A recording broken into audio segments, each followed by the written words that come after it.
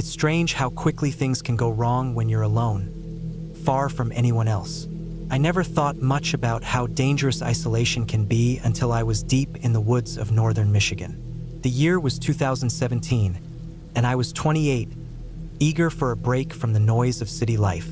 The cabin I had rented seemed perfect for what I needed: seclusion, nature, and the peace I thought I could find away from everything. I arrived late in the afternoon, just as the sun was beginning to dip behind the thick trees.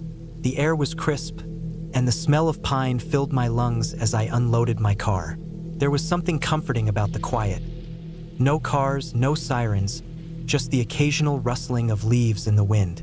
The cabin itself was small, built from weathered logs, with a porch that overlooked a wide clearing. Beyond the clearing, the forest seemed to stretch on endlessly. The place was rustic, with only the basic necessities. There was a wood-burning stove, a small kitchen with an old fridge, and a bathroom with a bathtub that looked like it hadn't been used in years. I was here for 3 days, and I didn't expect anything extravagant. I just wanted to relax, maybe do some reading or hiking, and get away from the grind of daily life. It sounded perfect. The first night was peaceful. I lit the wood stove, set up my things, and unpacked my bags. I didn't venture far, just around the cabin to get a feel for the place.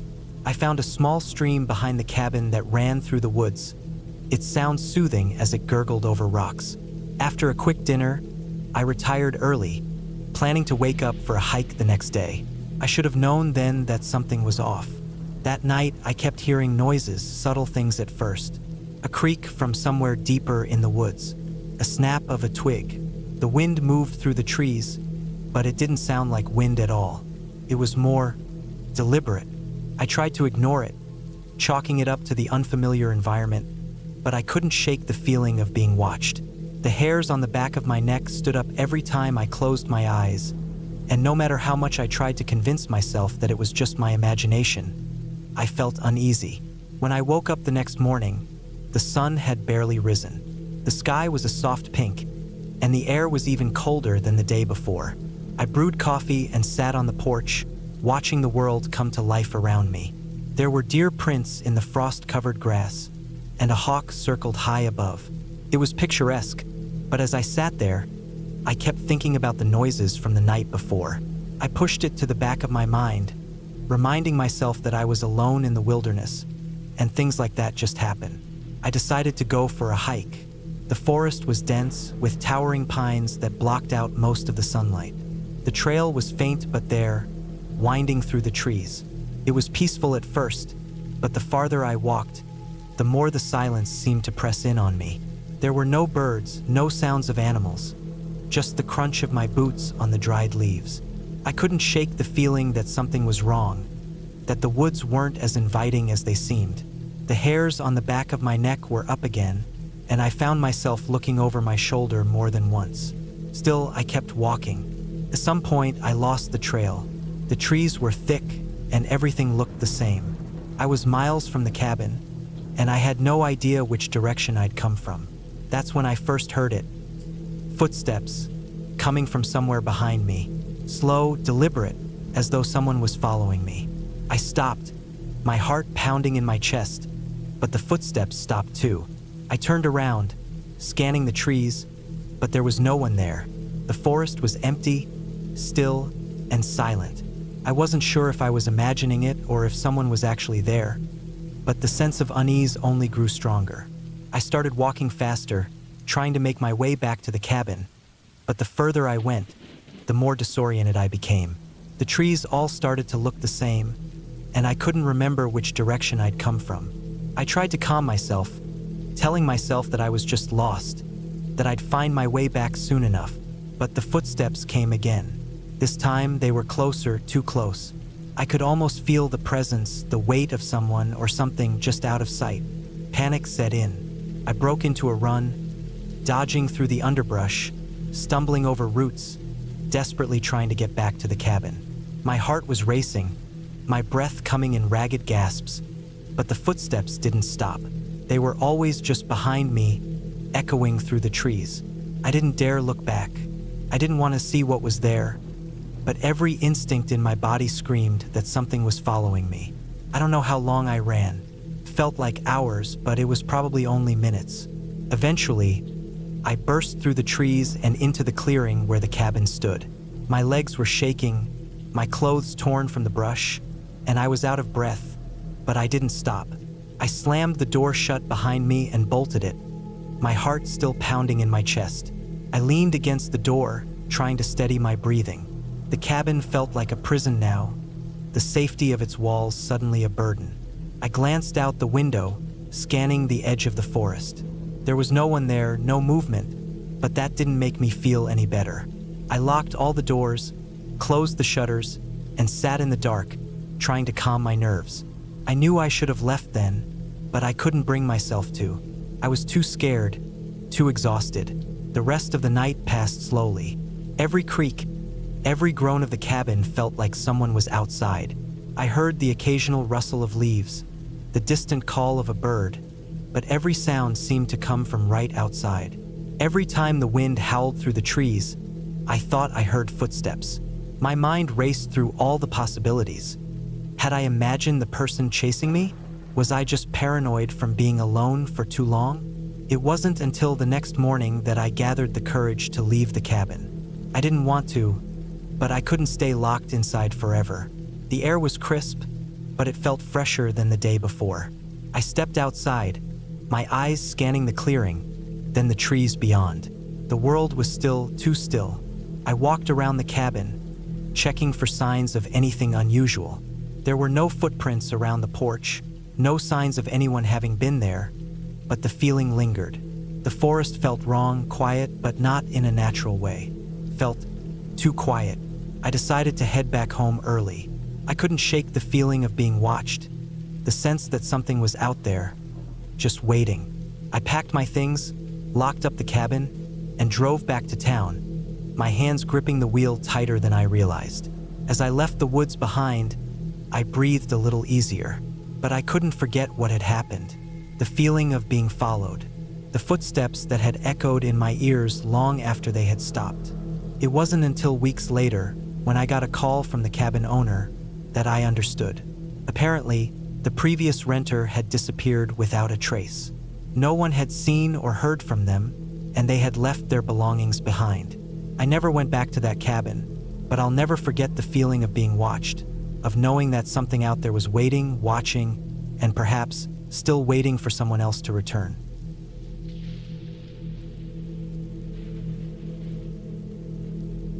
I was 27, tired of city life, and tired of always being in a crowd. My job as a graphic designer wasn't bad, but it felt like everything around me was moving too fast and I couldn't keep up.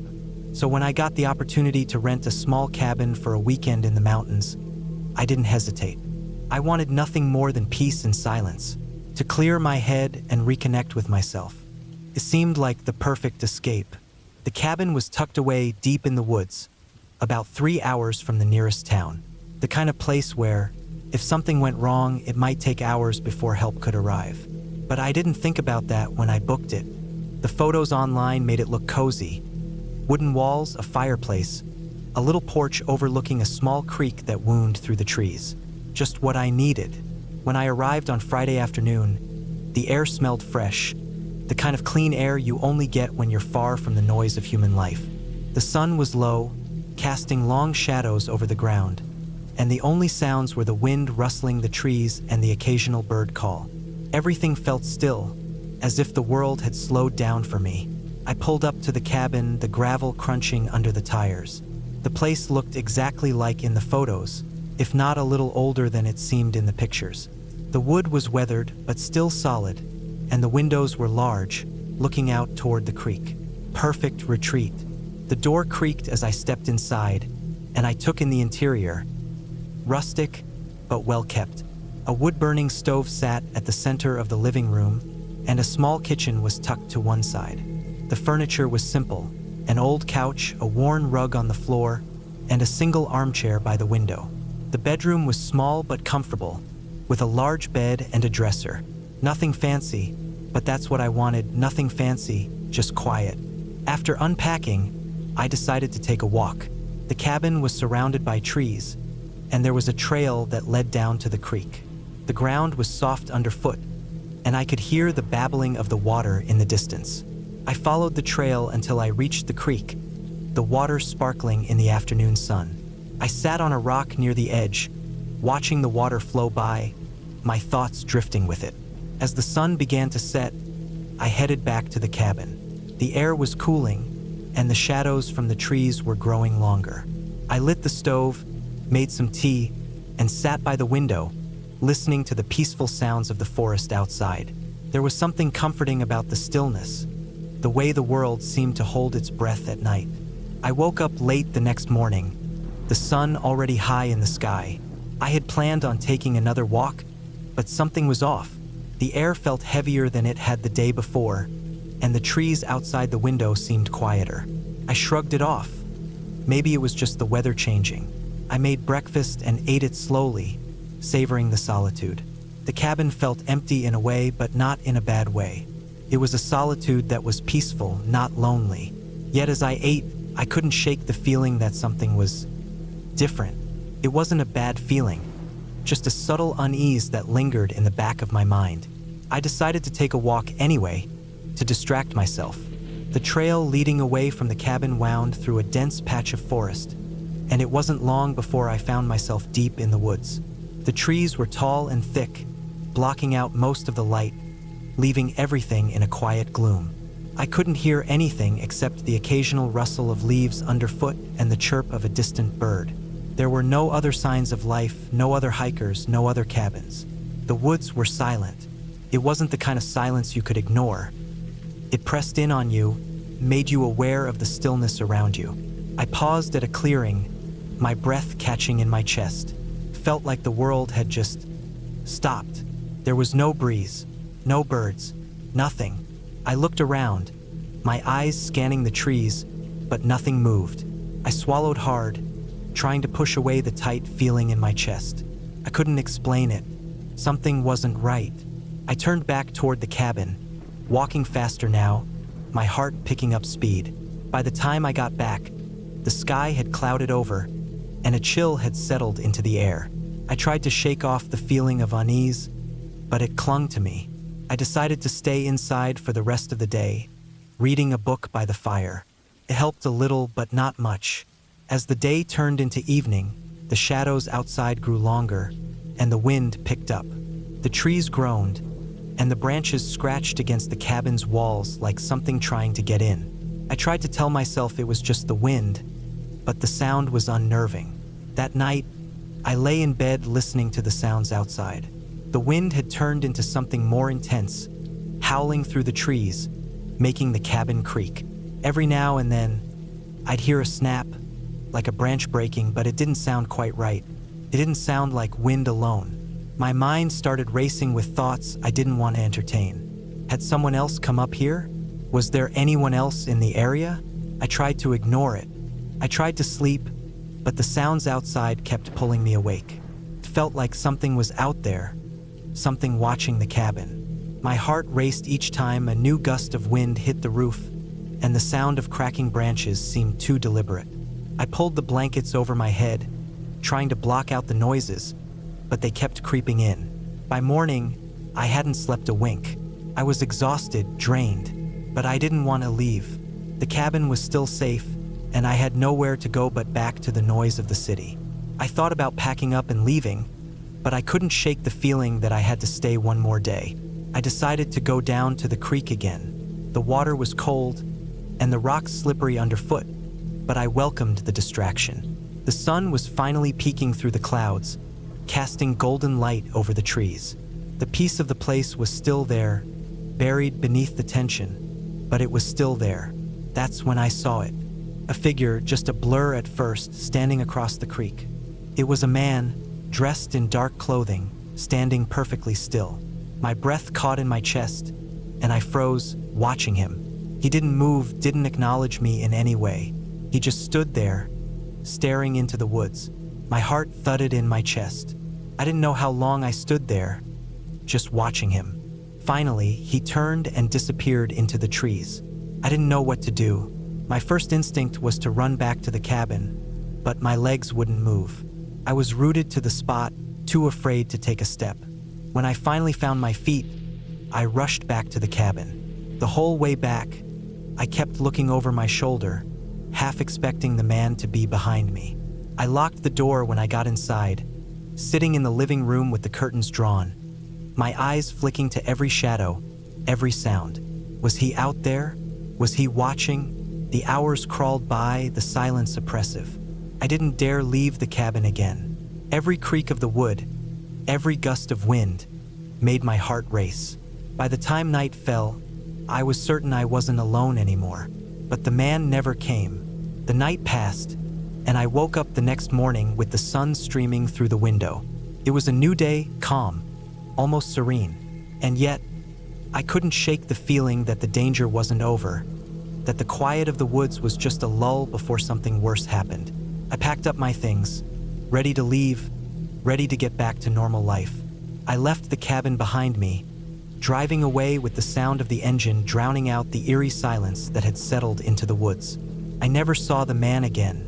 The next few days, I tried to tell myself I had imagined it all, the figure, the feeling of being watched. But part of me knew that I hadn't. I hadn't imagined the fear. The woods had their secrets, and I was lucky to leave them behind.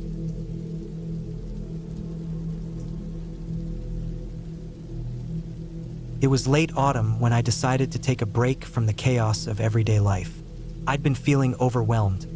Work, social obligations, and everything in between, and I needed something simple, quiet. A little cabin in the middle of nowhere seemed like the perfect solution. I found it online. A small, rustic cabin tucked away deep in the woods, miles from the nearest town. The listing said it was secluded, and I took that to mean peaceful. No internet, no distractions, just nature and time to think. I didn't care much for luxury, just the basics. A bed, a kitchen, a bathroom, and a warm fire. I booked it without hesitation, packed a small bag, and drove up one Saturday morning. The journey was long.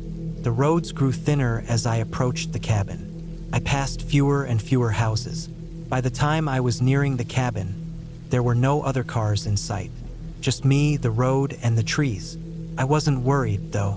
It wasn't that unusual for a cabin to be isolated, right? When I finally pulled into the small clearing where the cabin stood, it looked exactly like the photos. A wooden structure with a slanted roof, surrounded by tall pines. The cabin itself was small but sturdy. It had a porch with a couple of chairs, and smoke was curling out of the chimney, suggesting the owner had been expecting me or simply hadn't left in a while. I didn't know which. I parked and grabbed my things from the trunk, taking in the crisp air. The smell of pine and earth was stronger out here than I'd imagined, and the silence was almost oppressive. I looked around. The woods seemed endless in every direction. It wasn't a comforting silence. It felt thick, like something was waiting. The door opened easily when I turned the handle, revealing a simple interior. Wooden floors, a stone fireplace, a small kitchen nook, and a narrow staircase leading up to a loft. There was a table in the center of the room with a few chairs around it, and an old-fashioned stove next to the sink. The place was clean, if a little dated, and the air inside smelled faintly of dust and wood. I set down my things and made myself at home. I unpacked a few clothes, set my bag on the bed, and lit a fire in the stove. It wasn't too cold yet, but the fire made the cabin feel more welcoming, more alive. I ate a quick meal I'd packed, unpacked a book, and planned to spend the next few days in complete solitude. I spent the first couple of days in blissful peace. The mornings were quiet, the evenings colder, but the fire kept the cabin warm enough. I spent hours hiking around the area, enjoying the crisp autumn air and the sight of the golden leaves in the trees. There were no other cabins in sight, no one to disturb me. I even spent a few hours reading, something I hadn't done in years. But on the third night, something changed. It was around midnight when I woke to the sound of a thud. I wasn't sure what it was at first, so I ignored it. The wind, perhaps, or an animal. But then I heard it again. A dull thud, followed by another, then another almost rhythmic. I sat up in bed, listening, my heart starting to race. The sound was coming from the direction of the woods, just beyond the edge of the clearing where the cabin stood. It was faint, but unmistakable. Someone was out there. I hesitated for a long time. Maybe it was nothing. Maybe it was an animal or a branch falling. The thought of stepping outside into the dark, alone, made my stomach twist with unease. But I couldn't shake the feeling that something was off. My curiosity got the better of me, and I grabbed a flashlight from the nightstand and made my way cautiously to the front door. I opened the door slowly, the hinges creaking in the silence of the night. The flashlight beam cut through the dark, but it didn't reveal much. The trees were tall, their branches swaying gently in the wind, but I didn't see anything unusual. The thudding had stopped. I stood there for a moment, the cold air biting at my skin, but I saw nothing that could explain the noise. Just as I was about to close the door, the sound came again, a loud, unmistakable thud. It was closer this time. I froze. I couldn't see anything in the darkness, but I could feel it, the weight of something unseen, lurking just out of sight.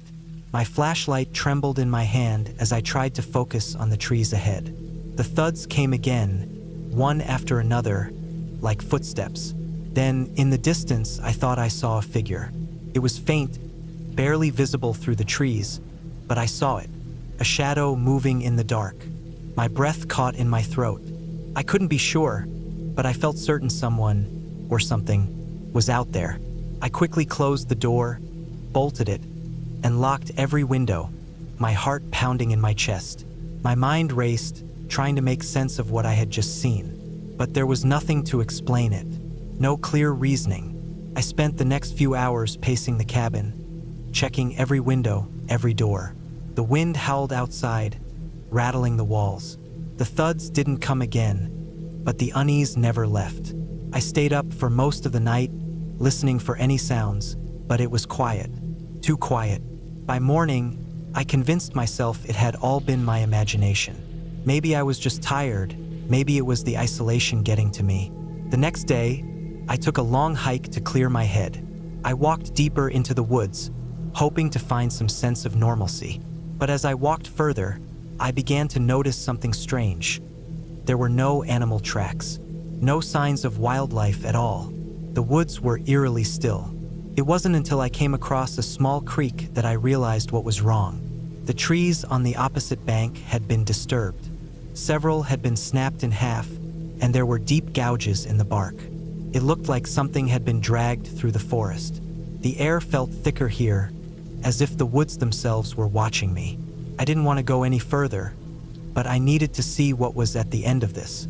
I followed the creek for a while, my mind racing, but the deeper I went, the more unnerving it became. There were signs of something large moving through the forest, but no clear trail.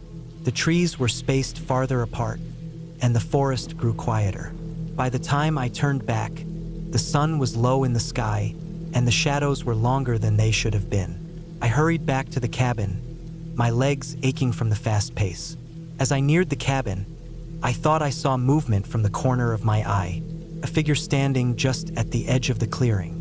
My heart jumped into my throat. I stopped dead in my tracks, trying to get a better look. The figure was tall, thin, and hunched. It seemed to be watching me. I didn't wait to find out who or what it was.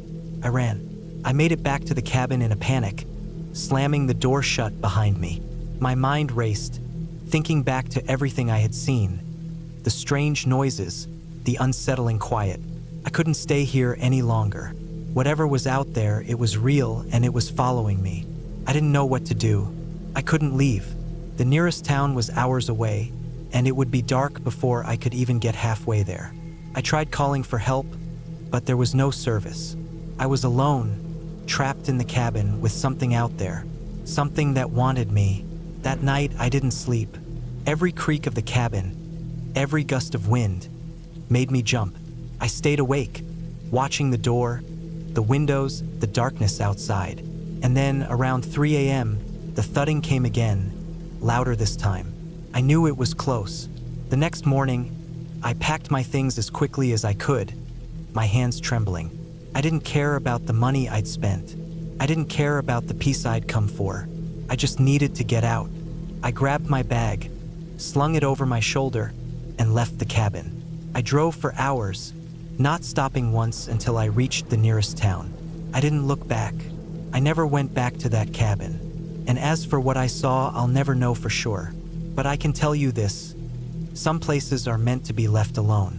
Some woods should stay unexplored, and some things should remain in the dark.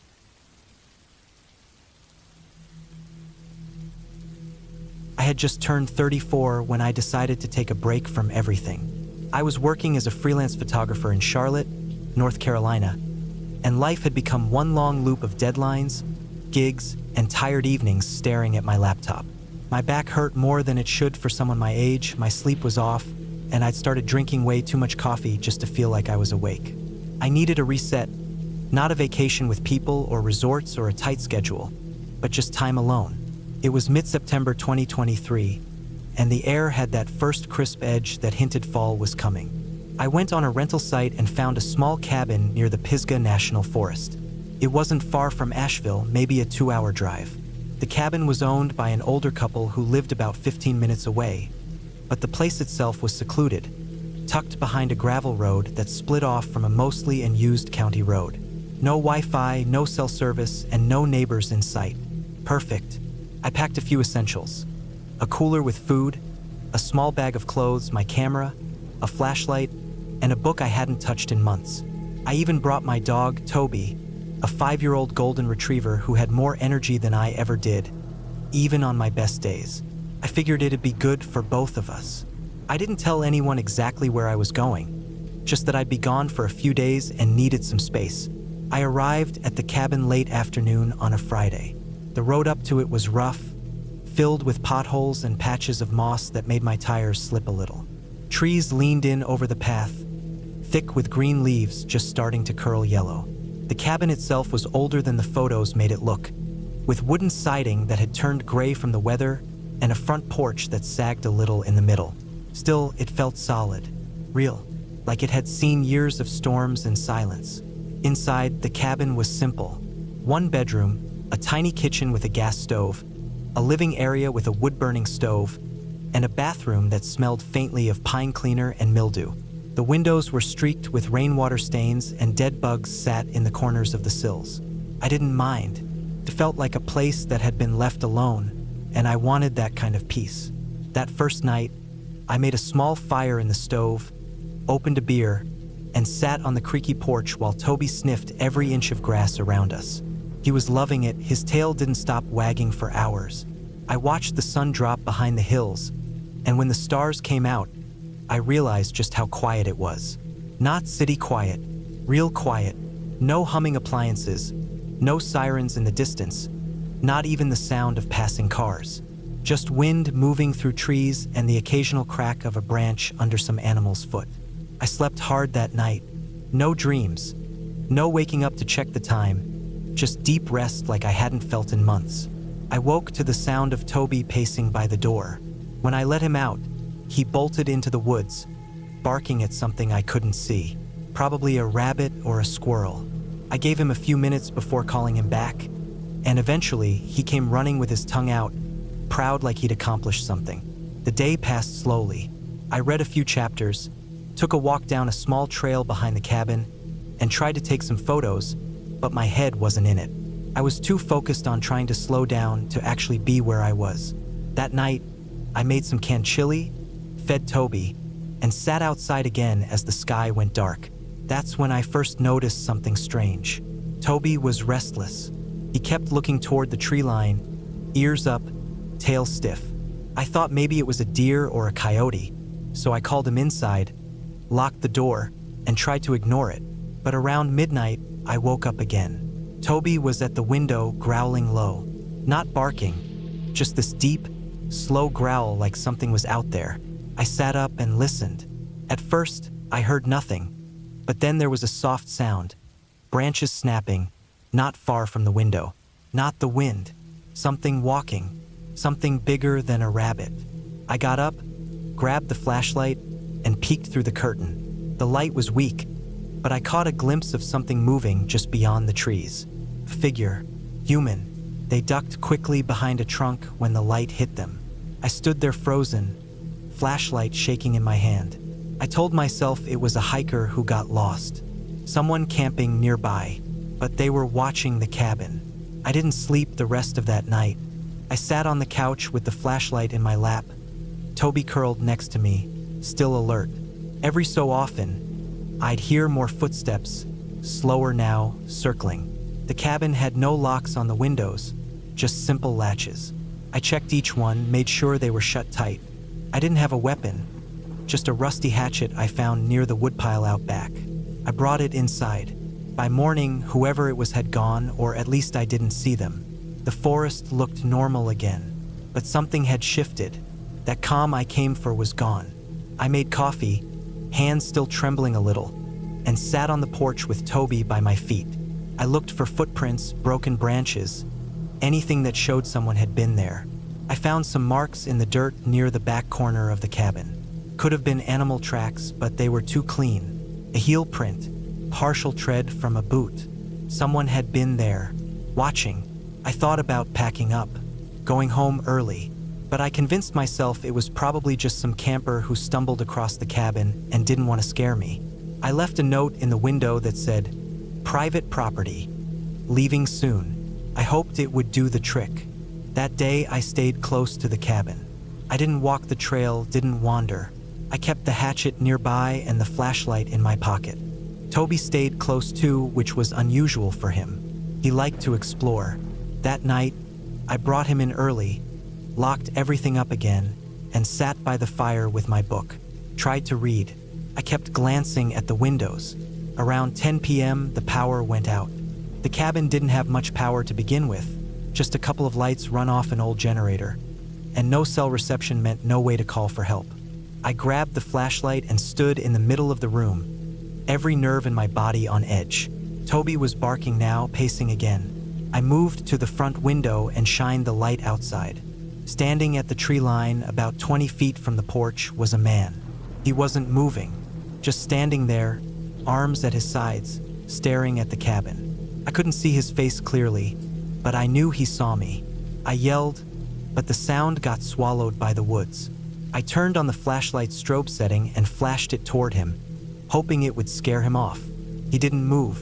I ran to the door and locked the deadbolt, backed away, and waited. After 5 minutes, I checked the window again. He was gone. I didn't sleep at all that night. I sat with the hatchet in my lap. Every light I could get running on batteries switched on. Toby was glued to my side, ears perked.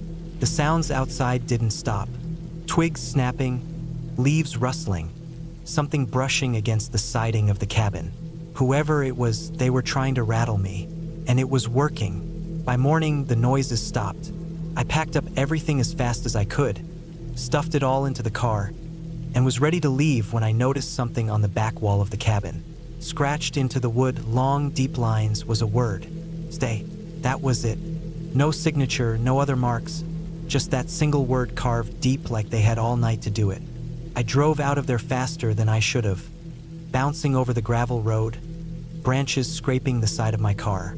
I didn't stop until I reached a gas station near Asheville, where I sat in the parking lot for an hour, just trying to breathe. I called the couple who owned the cabin from a payphone, told them someone had been watching the place, maybe living nearby. They didn't seem surprised, just said they'd take a look when they got a chance. That was it. I never went back. That weekend was supposed to be quiet, a break. But what I realized is that isolation isn't always peaceful. Sometimes, being truly alone means no one's coming if something goes wrong. And whoever was in those woods, they weren't passing through. They were waiting. Back in Charlotte, I installed cameras around my apartment. I double-checked the locks every night. I still wake up sometimes, thinking I hear someone outside. And I never go anywhere without telling at least 2 people where I'll be. That trip changed something in me. And the worst part? That last morning, as I drove away, I looked in the rearview mirror one final time. Toby was staring out the back window, quietly growling.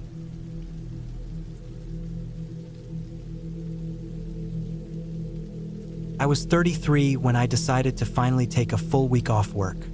I'd been grinding non-stop for close to 10 years in construction project management, and it had taken a toll. I was tired all the time. My back ached every morning, and sleep barely touched me. The stress never went away, followed me like a dog. One day, my blood pressure spiked, and my doctor told me if I didn't slow down, I'd be in a hospital before 40. That scared me enough to act. I wanted total silence. No traffic, no clients, no emails, no people. Just space. So I booked this small cabin through a site that listed off-grid rentals. It was called the Creek Road Cabin, somewhere deep in northern Idaho, off the map kind of place, a couple hours from Sandpoint. The listing said it had no Wi-Fi, no TV, barely a cell signal. Just a bed, a kitchen, and a deck facing the woods. Exactly what I needed. I drove up the first weekend of October. It was cold enough for a jacket, but not snowing yet. Trees were turning yellows, deep reds, some brown, but mostly pines and firs all around. I'd packed everything. Canned food, bottled water, flashlights, a satellite phone in case of emergency, even a pistol just for safety. I wasn't trying to be paranoid, but when you grow up hearing stories about people going missing in woods like these, you don't take chances. The last stretch of road wasn't paved, just gravel, then dirt. I had to take it slow for almost 12 miles. My rental SUV jostled and groaned the whole time. No houses in sight. I passed a rusted-out pickup buried in brush, probably abandoned for years. One of those old Fords with vines curling through the engine block. That's how isolated it was. When I finally reached the cabin, it was exactly like the pictures. Small, square, with a tin roof and a narrow deck out front. No driveway, just a clearing where I parked. Thick trees behind it and a creek a few hundred feet to the left. I could hear it rushing gently in the background. The nearest structure was an old shed about 50 yards away, half collapsed and probably untouched for decades. The place had an old wooden door with a latch, not even a deadbolt. Inside, the floor creaked with every step, but it was warm, homey, wood paneling, a little table, one bed in the corner, a stove that ran on propane. There was a little bathroom with a composting toilet and a tiny sink that only worked if I poured water into the tank manually. No mirrors. That struck me as odd. The only mirror in the whole place was one above the sink in the kitchen, and it was fogged from age, the kind that never really shows your face properly. I spent the first day doing nothing. I opened some chili, made instant coffee, and sat on the deck until the sun went down. Just listening. No traffic. No voices. Just the wind through the trees and the occasional splash from the creek. It was perfect. I slept better than I had in months that night. The second day, I went for a walk. There was a trail that started behind the cabin. Not marked, just an animal path that dipped into the woods. I followed it for a mile or so, found a rock ledge overlooking a drop where the creek bent around a hill. I sat there for hours doing nothing, watching leaves fall. I saw no one, not even signs of hunters, which was strange for October in Idaho. Usually you hear distant gunshots, see ATV tracks, but this place felt untouched. That night I heard something, not loud, just a soft rustling outside the cabin around midnight. I was in bed reading with a lantern when it started. I froze, listening.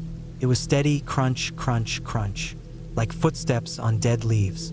Then silence. Then again. I sat up. My first thought was a deer, or maybe a bear, but the footsteps were too slow, too careful. I didn't move for maybe 20 minutes. I just sat there, trying to hear it again, but it was gone. Eventually, I laid back down and told myself it was nothing.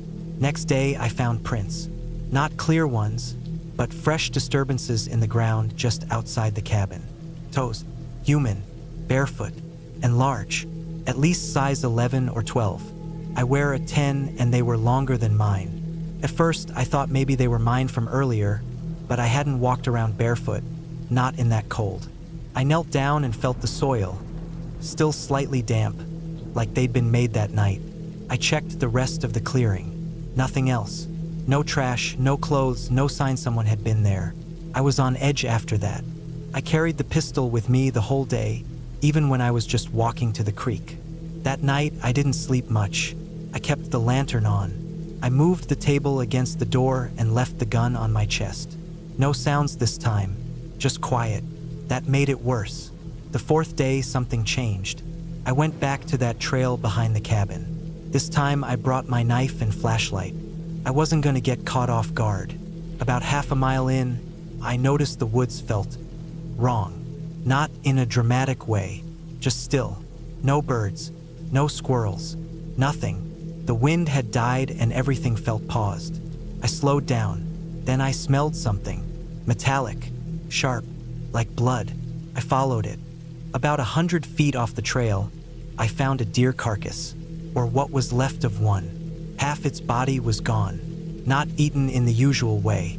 It looked peeled, skin folded back like someone had used a blade. The head was intact, eyes open, dried blood all around its mouth. Flies had already gathered. The weird part, no drag marks, no prints, just the body lying flat like it had been placed there.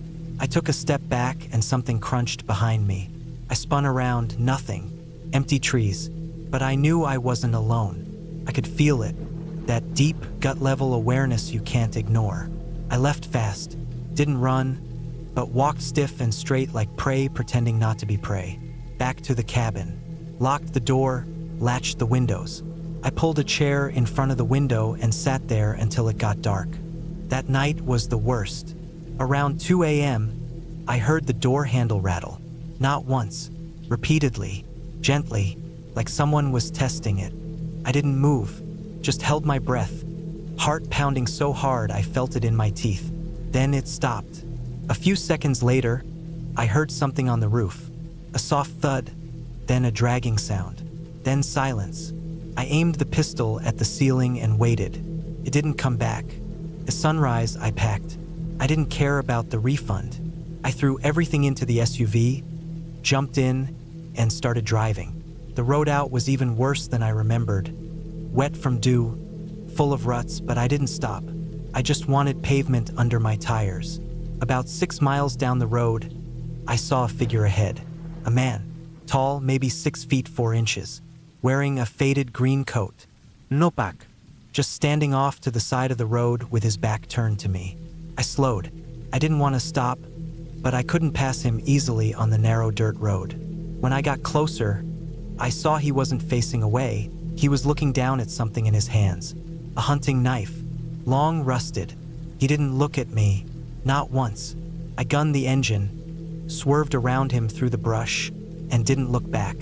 I made it back to Sandpoint by mid-morning. I didn't tell anyone what happened. I went to a motel, slept 12 hours, and drove back home the next day.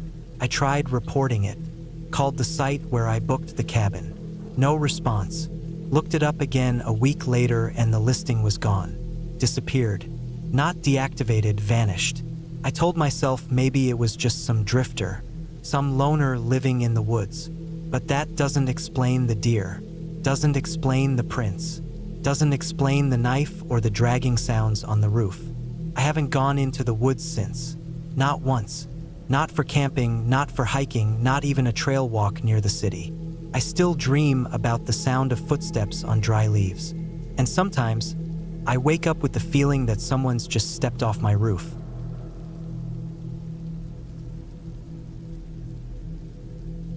I was 36 when I decided to take a long break from city life. I had been working in logistics management for over a decade, and even though I wasn't old, I felt worn out in ways that didn't heal with just a weekend off or even a vacation. I lived in northern Illinois at the time, near Joliet, but I always had a thing for remote places. I grew up fishing with my dad in parts of northern Minnesota, and those memories stayed with me like warm echoes. Quiet lakes, thick forests, the crackle of firewood, and the sound of loons calling at dusk. It was peace in its purest form. In September of 2021, I took 3 months off work. I used some savings, bought a used Jeep Grand Cherokee, and rented out a cabin up near Eerie, Minnesota. This wasn't a luxury setup. I found it through a local listing board, a guy named Dale who owned a patch of land with 3 scattered cabins. He rented out the farthest one on the lot, the one that backed into about 10 square miles of nothing but state forest.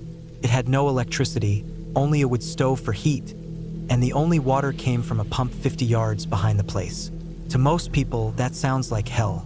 To me, it sounded perfect. It was the kind of place where time just didn't matter. The cabin sat right at the base of a small hill, with thick pine trees pressing in around the edges. There was a rickety old porch with a busted swing chair that groaned when you sat in it. Inside, it had one small bedroom, a kitchen area, and a main room with a wood-burning stove and a couple of old armchairs. The windows were small and set high, probably to conserve heat during the winter. It was the kind of place where you had to chop your own firewood and keep your food in a cooler to keep the animals out. I brought my dog with me, Remy, a 7-year-old German Shepherd who was more alert than most people I knew. She had a sharp mind and was loyal to the core. I'd had her since she was a pup. She never left my side, and I trusted her instincts more than I trusted my own. I figured if something didn't feel right, Remy would let me know. The first 2 weeks went by like a dream. I spent my mornings hiking or fishing in the nearby lakes. Afternoons were for reading, making simple meals, or chopping wood. Nights were quiet except for the wind or the occasional howl of wolves deeper in the forest. I even kept a journal, something I hadn't done since college. I was sleeping better, eating better, and for the first time in years, I felt like I could breathe. It was around the 3rd week that things started to shift. I was out tracking deer one morning, just for observation, not hunting, when I came across something strange. About 3 miles from the cabin, deep in the woods, I found what looked like an old trail. It wasn't marked on any of the maps I had, but it was clearly man-made. Faint tire tracks, maybe from an ATV or small off-road vehicle, ran along it. What caught my eye was how overgrown it was, like no one had used it in years, but the tracks were fresh. The leaves and pine needles had been pushed aside recently. Too recently. I followed it for about half a mile, Remy staying close and alert. Eventually, we came to a small clearing. It wasn't natural. The ground was torn up, and there were signs of old posts like someone had tried building something there. But the strangest part was the smell. Not rot, not quite. Something metallic, sour. It made my stomach twist. Remy froze, ears perked, staring into the tree line like she saw something I didn't. I stood there for a few minutes trying to shake the unease, but I couldn't. We turned around and went back to the cabin. That night, I couldn't sleep. Remy was restless too. She kept getting up, pacing near the door, then going to the window. Around midnight, I heard something outside. It was faint but real, not an animal. Slow, steady crunching in the leaves. I killed the lantern and stood there in the dark, holding my breath, listening. Remy growled low under her breath. Passed after a while, whatever it was, but I didn't sleep at all. The next day, I hiked back to that clearing. I brought a hunting knife with me, just in case. The smell was still there, and this time I noticed something I'd missed before. There were bones, small ones, scattered around the base of a tree. Not clean, not stripped by predators. Almost like they'd been cut. I know the difference. My dad was a butcher before he retired. I saw enough carcasses growing up to know what natural decomposition looks like. This wasn't that. These bones had been processed. I didn't go further. I turned back, but I didn't go back to the cabin right away. I walked south for a while, maybe 2 or 3 miles, thinking maybe I could find where the trail started or led. I didn't. It just faded out into thick brush. That night, I barricaded the cabin door with a chair and kept the axe by my bed. Remy didn't sleep at all. Over the next few days, I started hearing things at night more often. Footsteps, the crunch of brush. Once, I swore I heard a faint humming sound. Not music, not anything I could recognize. Just a low, rhythmic hum, like someone was mumbling under their breath. It faded when I got close to the window. I started going out less. I stuck close to the cabin, only taking short walks during daylight. I felt like I was being watched, constantly. Then I found the wire. It was wrapped around a tree about 20 feet behind the cabin, just above eye level. Almost invisible unless you were looking for it. A thin copper wire strung tight between 2 pines.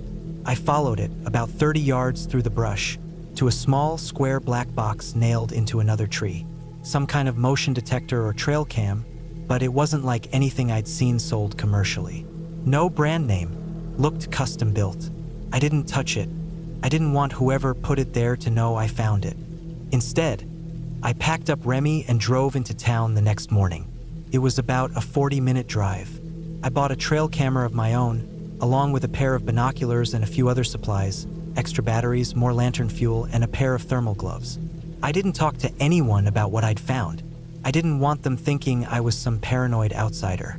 I set up my trail cam the next afternoon, facing the back of the cabin. I angled it low, near where I'd found the wire, but hidden well enough that it couldn't be seen unless you knew exactly where to look.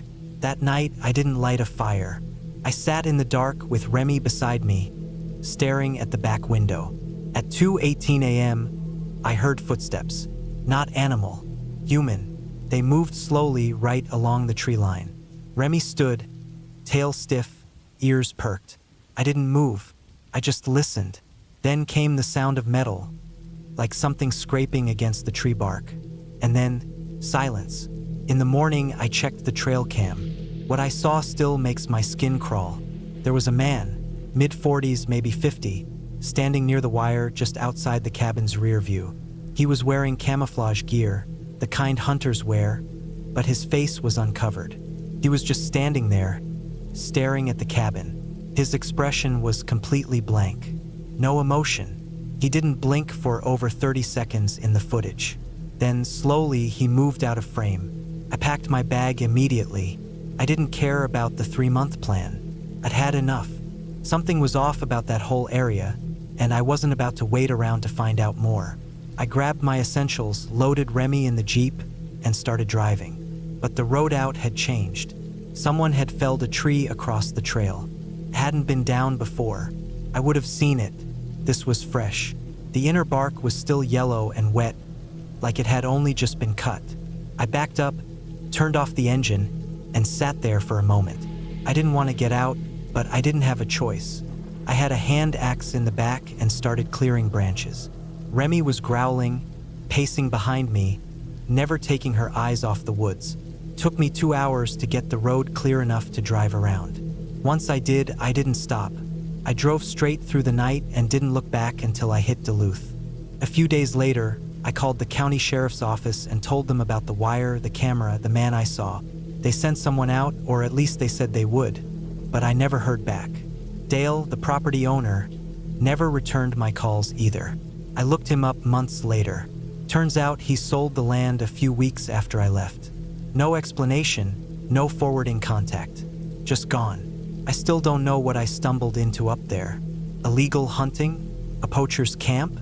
Some kind of backwoods surveillance operation? Maybe worse. All I know is it wasn't meant to be found, and I wasn't meant to stay. That trip changed something in me. I still love the woods, but I don't go off-grid anymore. I stick to public campgrounds, trails with signs, places where other people are always nearby. I installed security cameras around my home and got Remy professionally trained in protection work. I don't tell this story often. When I do, people either don't believe me or they suggest it was a drifter or just some hunter messing around. But I know what I saw. I know what I felt. Sometimes at night, when it's real quiet, I still hear that humming sound. Low, steady, like someone mumbling in the trees. And I don't sleep. I just listen.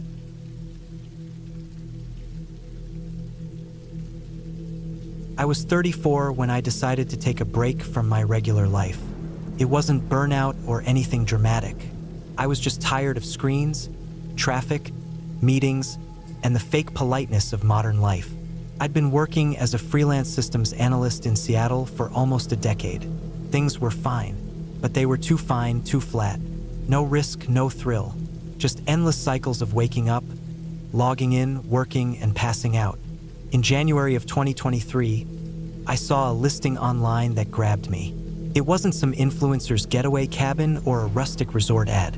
It was on a private forum I sometimes visited, full of odd jobs and off-the-grid types. A guy named Richard posted a short, serious ad. Need someone to stay at a remote property in Lockwood Ridge for 2 weeks. Not haunted. Not a trap. $5,000. Bring your own food. No contact. That last part made me pause. No contact. Most people would skip past something like that. I didn't. I sent an email. 2 days later, a manila envelope showed up at my apartment with no return address. Inside, one key, printed directions, a signed agreement with no letterhead, a satellite map of the area, and an old flip phone that only had one number in it, a landline. A note read, "Only use in real emergency. Otherwise, no calls." The agreement said I'd get $2,500 upfront through a wire transfer and the other half after completing the 2-week stay without leaving the property. The only rule? Stay on the land. Don't try to explore. That's the word he used. Like I was going to discover ancient ruins or something. Sounded shady, but not criminal shady, just paranoid old man shady. I figured it was some rich guy with trust issues and an overgrown cabin he didn't want vandalized or squatted in. I wired over a burner account number and got the money within 6 hours. 2 days later, I packed my car, canned food, dry goods, water, a camp stove, a first aid kit, some books, solar chargers, my knife, and my Glock 43 just in case. #####day 1. Arrival. Lockwood Ridge isn't on most maps. It's about 2 hours northeast of Missoula, Montana.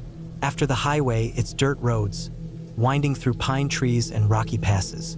I saw no other cars, no signs of human life, just mountains, trees, and silence. It was about 4:15 p.m. when I reached the gate. Rusty, metal, no signage, just the keyhole. I unlocked it and drove another mile through narrow woods until the cabin came into view. It wasn't a shack. It was a sturdy, A-frame wooden cabin. 2 stories, probably built in the 80s.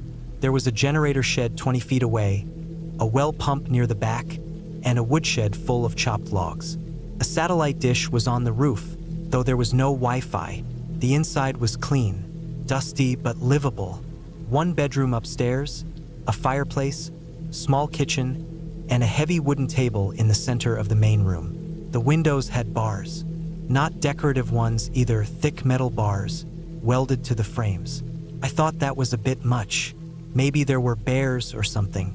I unpacked, locked the Jeep, and got the generator going. Lights flickered on, and I checked the signal on the flip phone. Dead. Good. That meant I wouldn't be tempted.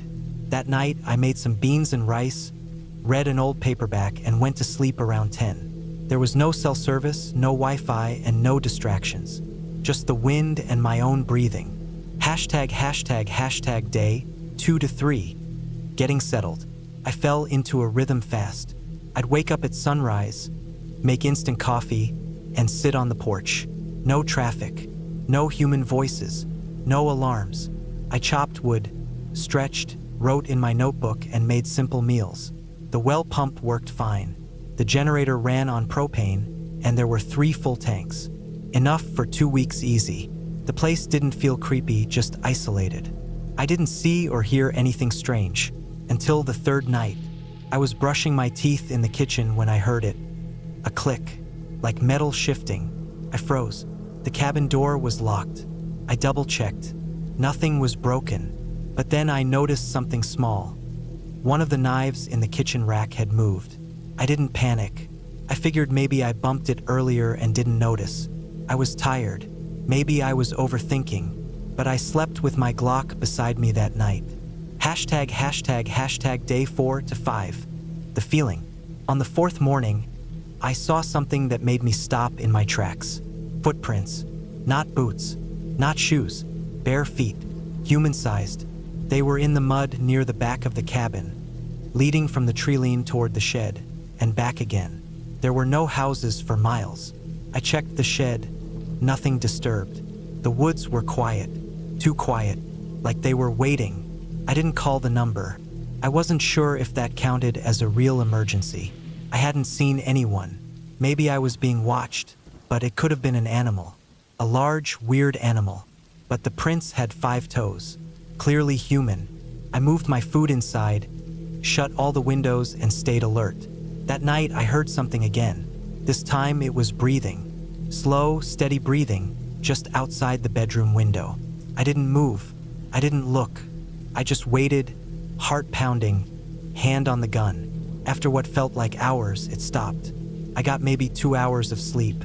###day 6 to 7. Uninvited guests. On the 6th morning, I found the Jeep's tires slashed. All 4. Whoever was out there didn't want me leaving. I searched the perimeter. I found nothing, no tracks this time, no trash, no marks, just silence. That night, I stayed up, lights off, Glock in hand.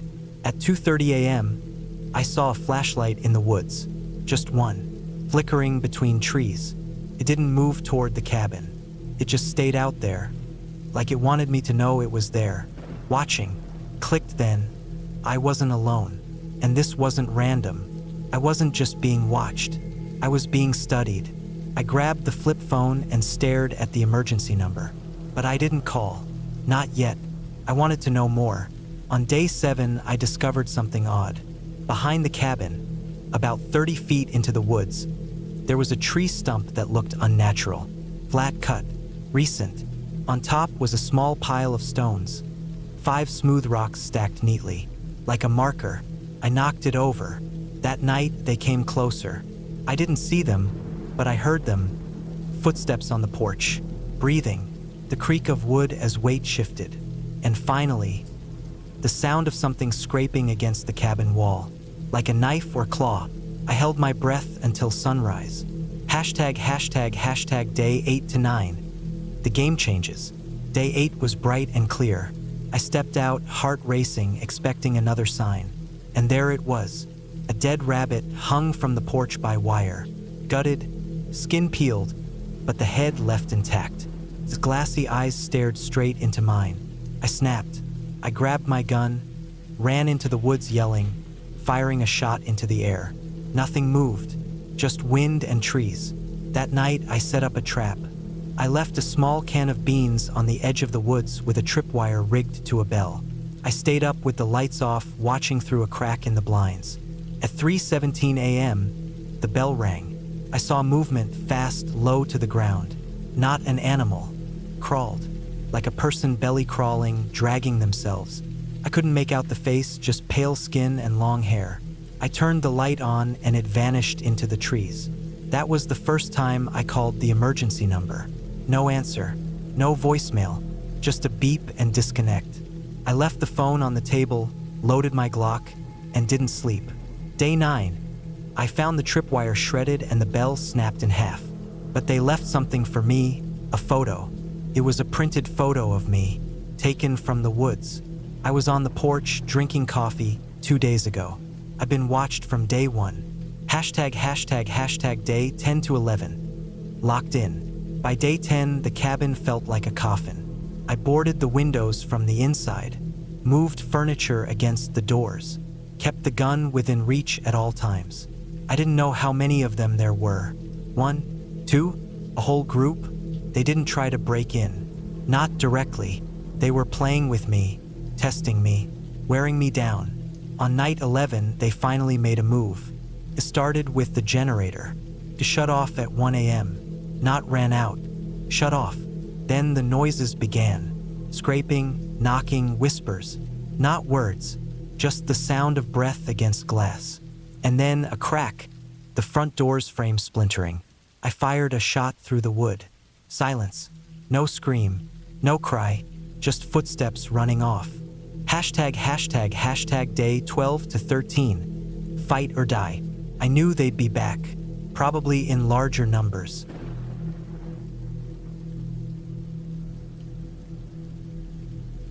It was the summer of 2013 when I decided to take some time off work and rent a small cabin up north in Washington state. I was 32, living alone, working long hours in IT, and I was starting to burn out.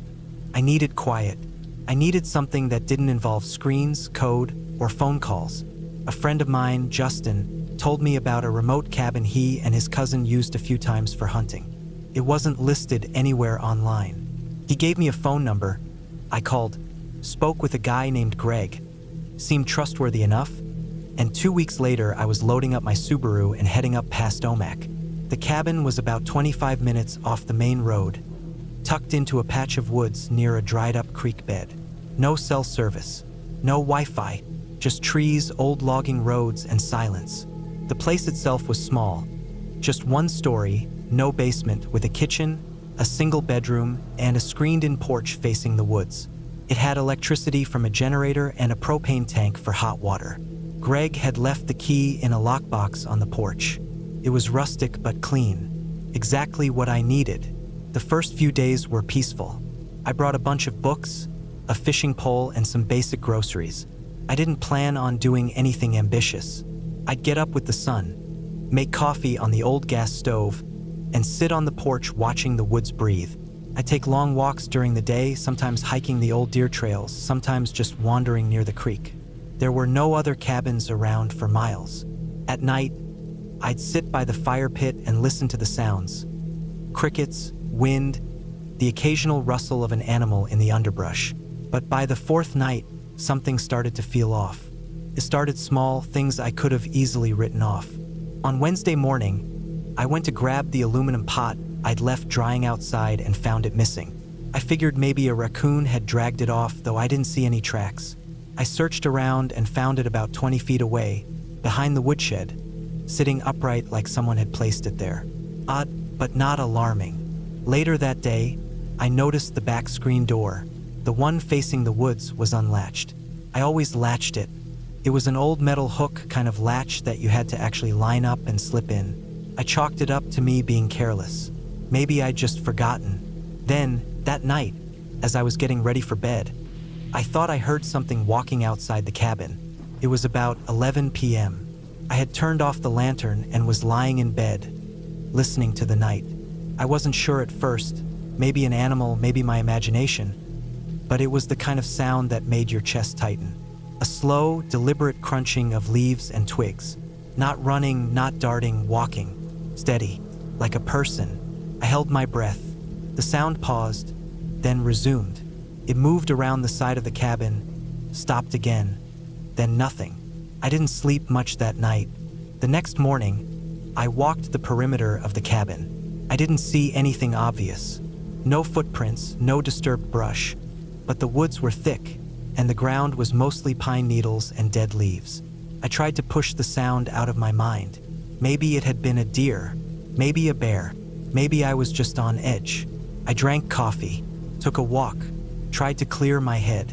But that day, around noon, something happened that made it impossible to ignore anymore. I'd taken a short trail west of the cabin that led to a clearing. The area was peaceful, with wildflowers and waist-high grass. As I was heading back, I noticed something strange nailed to one of the trees near the trail. It was a tin can, like a soup can, sliced in half with what looked like pieces of mirror glued inside. It was nailed at an angle facing downward. I stopped and looked around. There were 3 more cans nailed to nearby trees in the same weird way, like makeshift reflectors or signal devices. They weren't old either. The nails were clean. The cans weren't rusted. Someone had put them there recently. I hurried back to the cabin. When I got there, I checked the screen latch. It was unlatched again. That night, I barricaded the doors. I used a wooden broomstick to jam the front door handle and pushed the kitchen table against it. For the back door, I dragged an old bench in front of it. I turned off the generator to keep things quiet and sat in the dark, listening. I stayed up until about 3 a.m., eyes wide, heart racing at every creak and groan of the old wooden walls. Around 2 a.m., I heard the crunching again. This time, I was sure of it. It started near the woodshed's slow, cautious footsteps. They circled around the cabin again. I didn't have a gun, just a long hunting knife I'd brought for utility. I grabbed it and stood silently by the front window, holding my breath. The footsteps stopped by the back door. Then, after maybe a full minute of silence, I heard the faintest sound. The screen latch. Click. It was being opened gently. I didn't move. I didn't breathe. Then, a second sound. The actual door handle wiggling, slowly, like someone was testing it. They tried it 3 times, then stopped. The footsteps moved away, slowly, into the woods. I didn't sleep at all. At first light, I packed my things, threw them in the car, and decided to cut my trip short. I was done. I didn't care about the refund or the rest of the week. I was out. But when I turned the key in the ignition, nothing happened. Battery was dead. I opened the hood, checked the cables. Everything looked normal. I had jumper cables, but no second car, no phone, no way to reach anyone. I tried again. Nothing. Not even a click. The nearest town was nearly 15 miles away. I had no choice. I loaded my backpack with some food and water, strapped the knife to my belt, and started walking. About a mile in, I spotted something through the trees, something man-made. It was another cabin, smaller than the one I was staying in, more like a shack. I approached carefully. It looked abandoned. The windows were boarded up, the roof sagging in places. But there was a path recently used that led around the back. Behind the cabin was a small clearing, and in it I found something that made my stomach twist. Pile of shoes, dozens of them, men's, women's, kids, all dirty, some torn, all tossed together like trash. Next to the pile was a rusted shopping cart filled with clothing, jackets, pants, shirts, all worn, some blood-stained. That's when I noticed the trapdoor. It was built into the base of a tree about 10 feet from the shack. It had a padlock on it, but the wood around the latch was cracked, recently pried open. I didn't want to look, but I couldn't walk away. I grabbed a thick branch from the ground, wedged it under the edge of the door, and pried it open. Inside was a crawl space, dirt floor, low ceiling, and the smell, rot, mildew, something worse. There were crates inside, old milk crates stacked. In one of them I saw a stack of IDs, licenses, military cards, school IDs, all different names, all different people. Some from Washington, some from Oregon, a few from as far as Texas and Utah.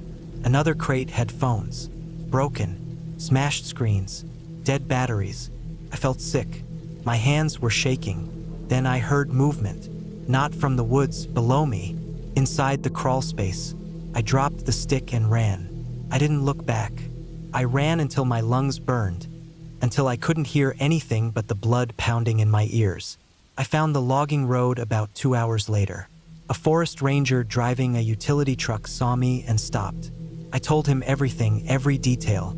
He called it in, took me back to the station. I gave a full report. The ranger drove out with 2 deputies that evening. They found the shack, the crawl space, the crates. They also found something I hadn't seen. A series of trail cameras set up between the shack and my cabin. Someone had been watching me. For days, they never found the person who owned the shack. But they linked some of the IDs to missing persons cases going back 10 years. Hikers, campers, people passing through, all vanished near that area. I still think about it sometimes. How close I came, how random it all was. I didn't do anything wrong. I was just looking for peace, for quiet. But there are people out there who wait for folks like that. People who know the woods better than anyone. People who watch and wait and plan. I sold my camping gear. I haven't been back to the woods since, and I never will.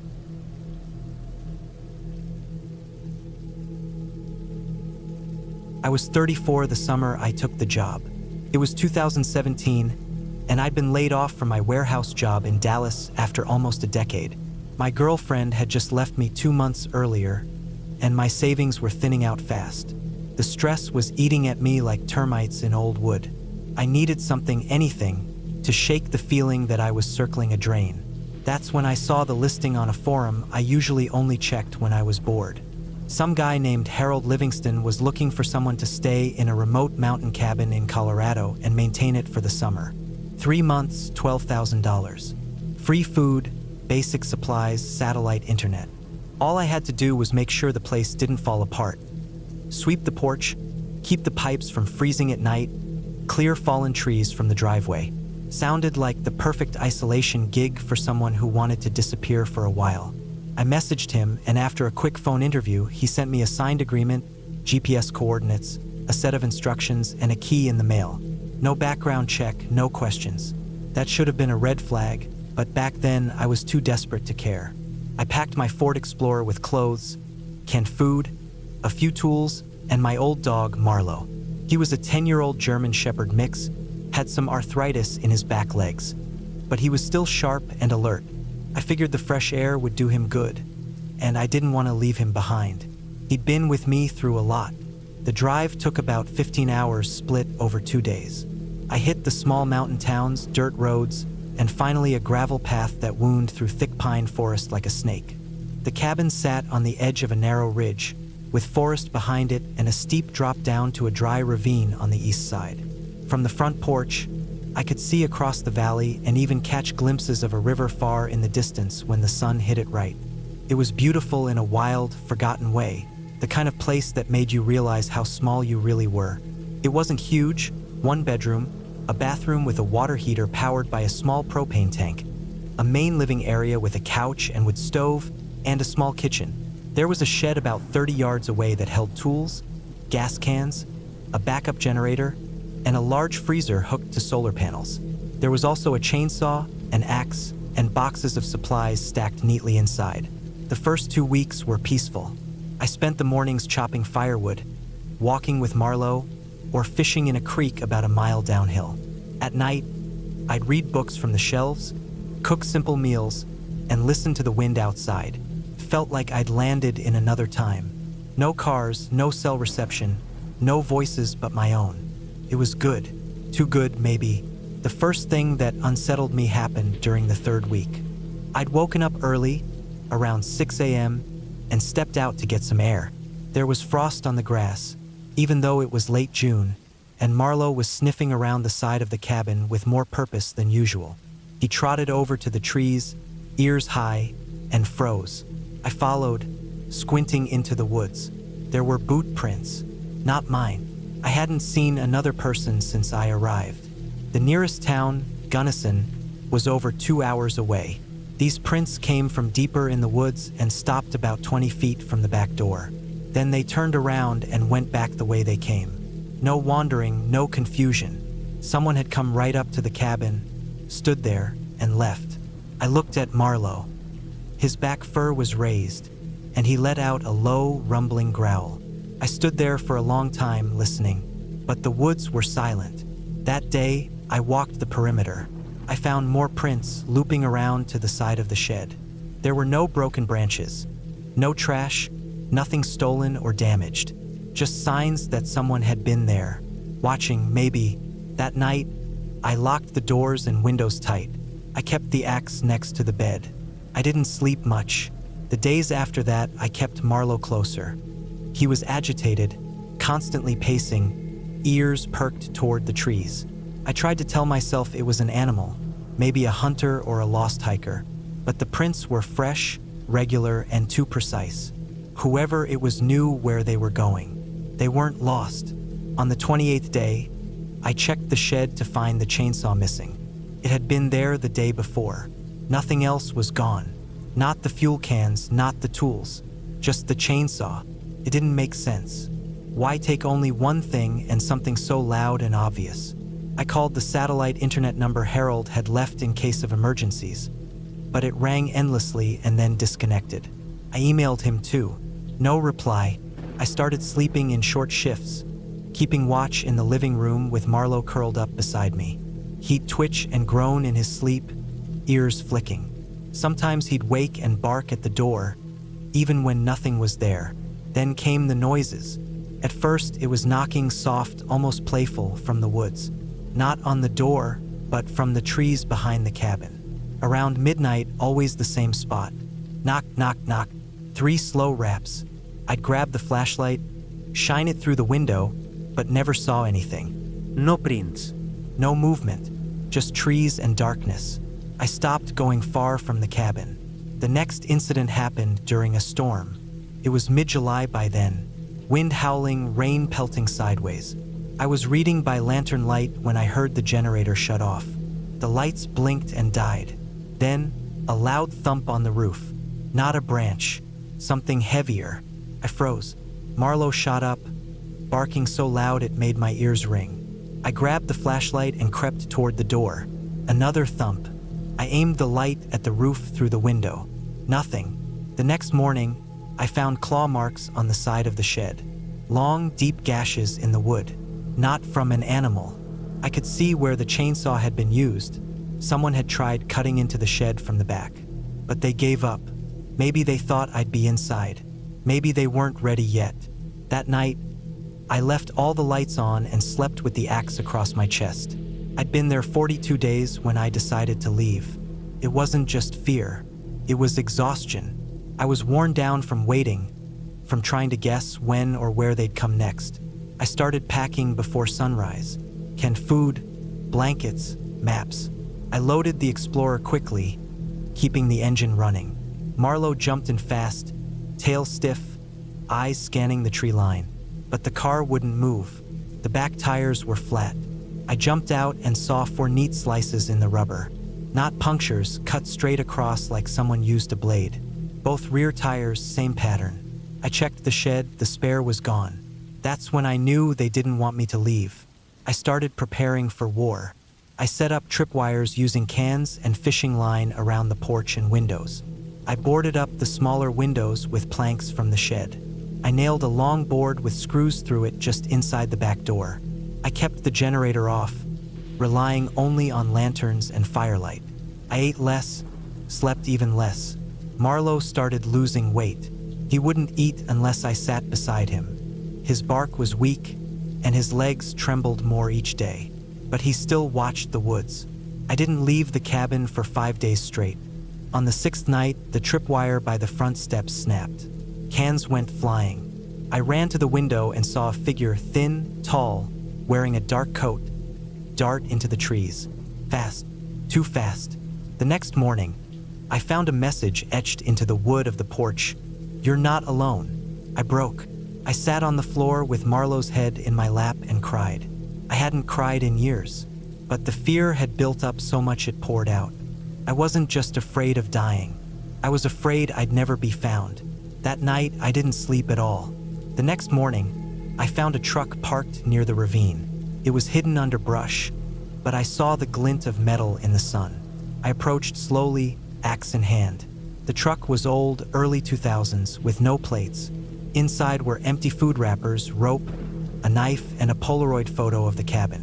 My cabin. I knew then that someone had been living in the woods, watching me, planning something. I went back and packed the essentials again: water, canned food, a gun I'd found locked in the shed with 2 bullets left, and Marlowe. I wrapped his legs in cloth, strapped a pack to his back with light supplies, and at dawn we left. I didn't take the road. We hiked, down the ravine, up the other side, through brambles and gullies. I used the compass and a torn map from the cabin. I figured if I could make it 10 miles southeast, I'd hit a ranger station or a road. Took us 2 days. We slept in the open under trees. I didn't light fires. I barely spoke. I kept the gun close. Marlowe limped behind me, never complaining. He was a damn soldier. On the morning of the 3rd day, we hit a dirt road. I cried again. 3 hours later, we flagged down a passing trucker hauling lumber. He took us to a sheriff's station in Gunnison. I told them everything: the break-ins, the stolen chainsaw, the slashed tires, the truck hidden in the woods. They sent officers up. They never found the man, but they found the cabin van.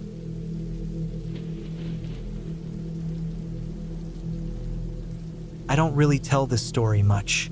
Not because it's unbelievable or because people wouldn't care. It's more about how quiet it was, how subtle everything felt in the moment. That's the thing with real fear, it's not always loud. It doesn't always scream at you. Sometimes it just breathes on the back of your neck and waits. Back in the fall of 2013, I took some time off work after my dad passed. He'd been sick for a while, lungs mainly, but it hit harder than I expected. I was 32 then, working in Milwaukee as a mechanic. No kids, no wife. My friends were drifting out into marriages, kids, new cities. I just needed to get away from all the noise and people telling me how sorry they were. So I booked a cabin I found online, somewhere north of Eau Claire, near the edge of Chequamegon-Nicolet National Forest. Middle of nowhere, basically. The kind of place where you don't see another house for miles. It was early October, right when the leaves start turning that deep red-orange, and the air gets sharp in the mornings. The cabin was owned by a guy named Carl, but I never met him. He left the key under a stone frog by the steps, like in a movie. The cabin itself was basic. A single bedroom, a small kitchen, wood stove, and a porch that overlooked a small, still lake maybe 50 yards away. The lake was the kind of quiet that makes you feel like the world stopped moving. There was no cell service, no Wi-Fi, just me, the trees, and that glassy lake. I brought books, a fishing rod, and a journal I'd barely written in since high school. I told myself I'd fish, hike, maybe even start that stupid idea I had for a novel. Mostly, though, I just wanted to sit still and breathe. For the first couple of days, it was peaceful. I spent the mornings drinking black coffee on the porch, listening to the wind stir the trees. Every now and then, I'd see a loon glide over the water or a squirrel dart across the mossy ground. I took walks along the lake, sometimes barefoot, sometimes with my boots sunk into the damp soil. I didn't see a single other person, and that was what I wanted. But around the third night, something started to shift. It wasn't anything big at first, just little things. I noticed that my boots, ones I left by the door, were damp one morning. The kind of damp that comes from the inside, like someone stepped in a puddle wearing them. I assumed I'd maybe spilled water and didn't remember.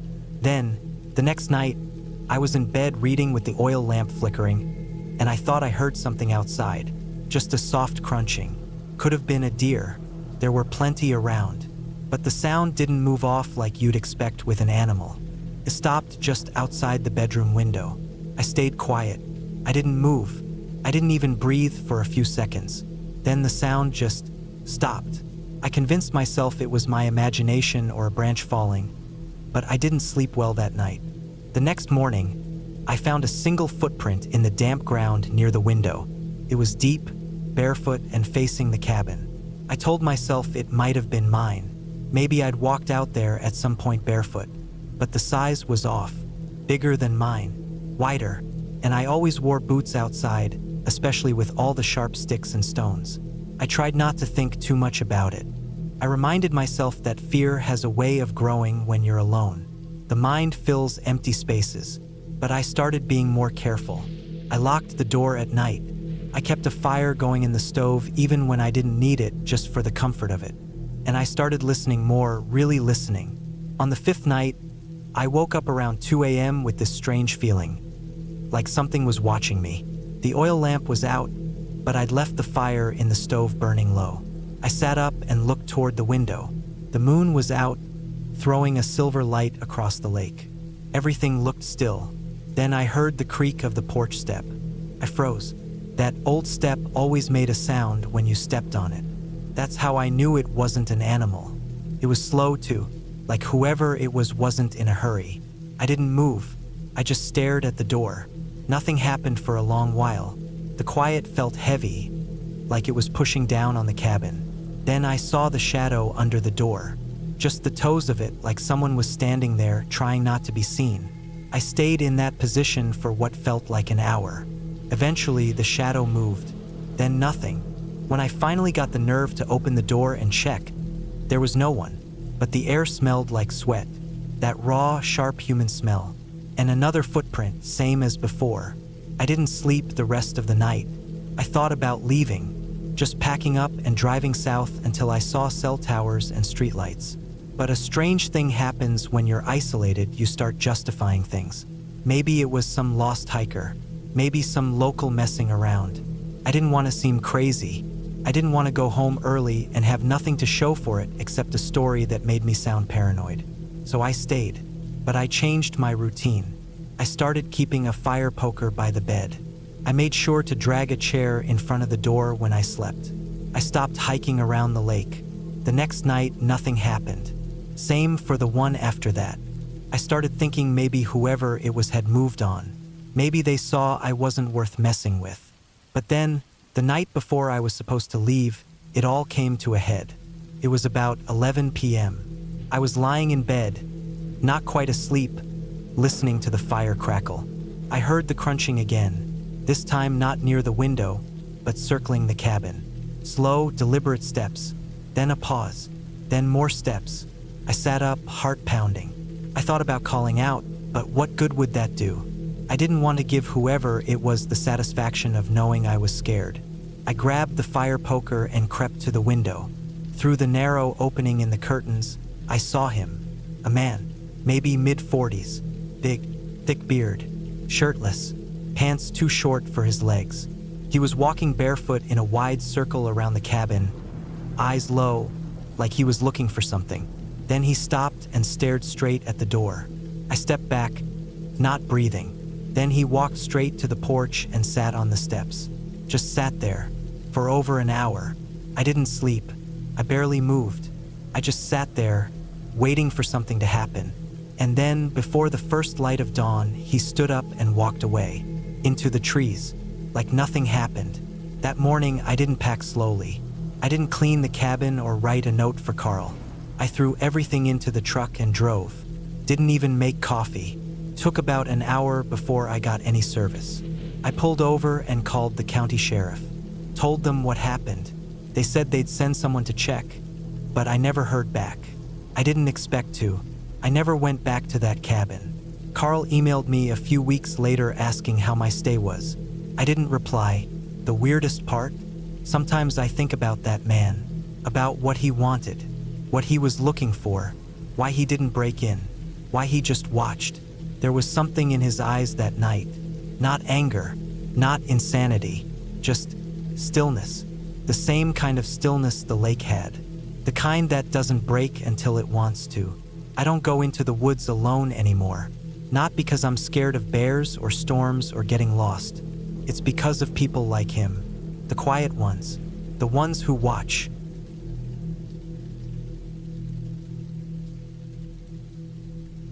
I still think about what happened during that week in the mountains. It was the summer of 1998. I was 32 years old, single, and working a desk job that left me burned out.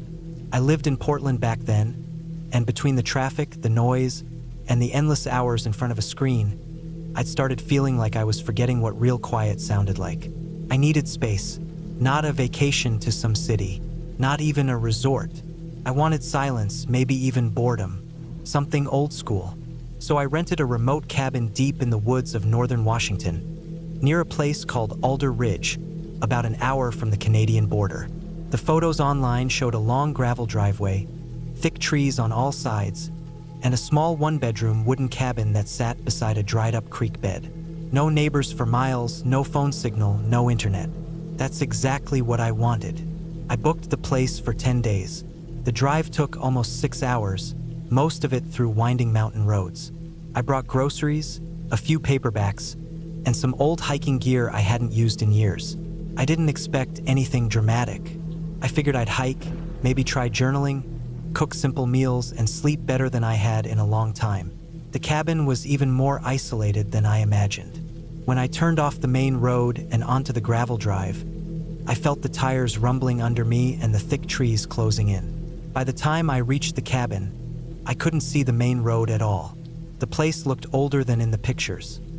Faded wood, moss on the roof, and a chimney that looked like it hadn't been used in years. But the key was right where the owner said it would be, under a chipped stone frog on the porch. I unlocked the door, stepped inside, and stood in the middle of a dark, dusty living room that smelled like pine needles and old wood. Everything creaked. The floorboards, the steps, the screen door on the back. The place wasn't exactly cozy, but it was quiet. I unpacked slowly, set up my food in the little kitchen, and spent that first night reading on the old couch with a battery lantern beside me. I went to bed early that night. There was one bedroom with a metal-framed bed, an old mattress that dipped in the middle, and a dresser with a cracked mirror on top. I left the window open and listened to the sounds of the woods. Whined through the trees, the occasional owl, and far off what I assumed were coyotes. I fell asleep faster than I had in weeks. The next morning, I made coffee on the propane stove, ate some scrambled eggs, and went for a short hike behind the cabin. There was a narrow trail, more like a deer path, that led into the forest. I didn't go far, maybe half a mile, before turning back. The trees were thick, the sun didn't get through much, and I started thinking about how easy it would be to get lost. I spent the rest of the day reading and writing in a notebook. It wasn't until the third night that things started to feel off. I was lying in bed, half asleep, when I heard something outside. It wasn't loud, just a soft crunch, like footsteps on the dry leaves. I opened my eyes and listened. Came again, 2 or 3 slow steps, then nothing. I sat up, heart pounding, but told myself it was probably an animal. A deer, maybe, or a raccoon. I lay back down and listened hard, but the sound didn't return. The next morning, I checked around the cabin. I found a few disturbed patches of leaves near the back wall, but nothing obvious. No prints, no torn up trash. I convinced myself it had been nothing.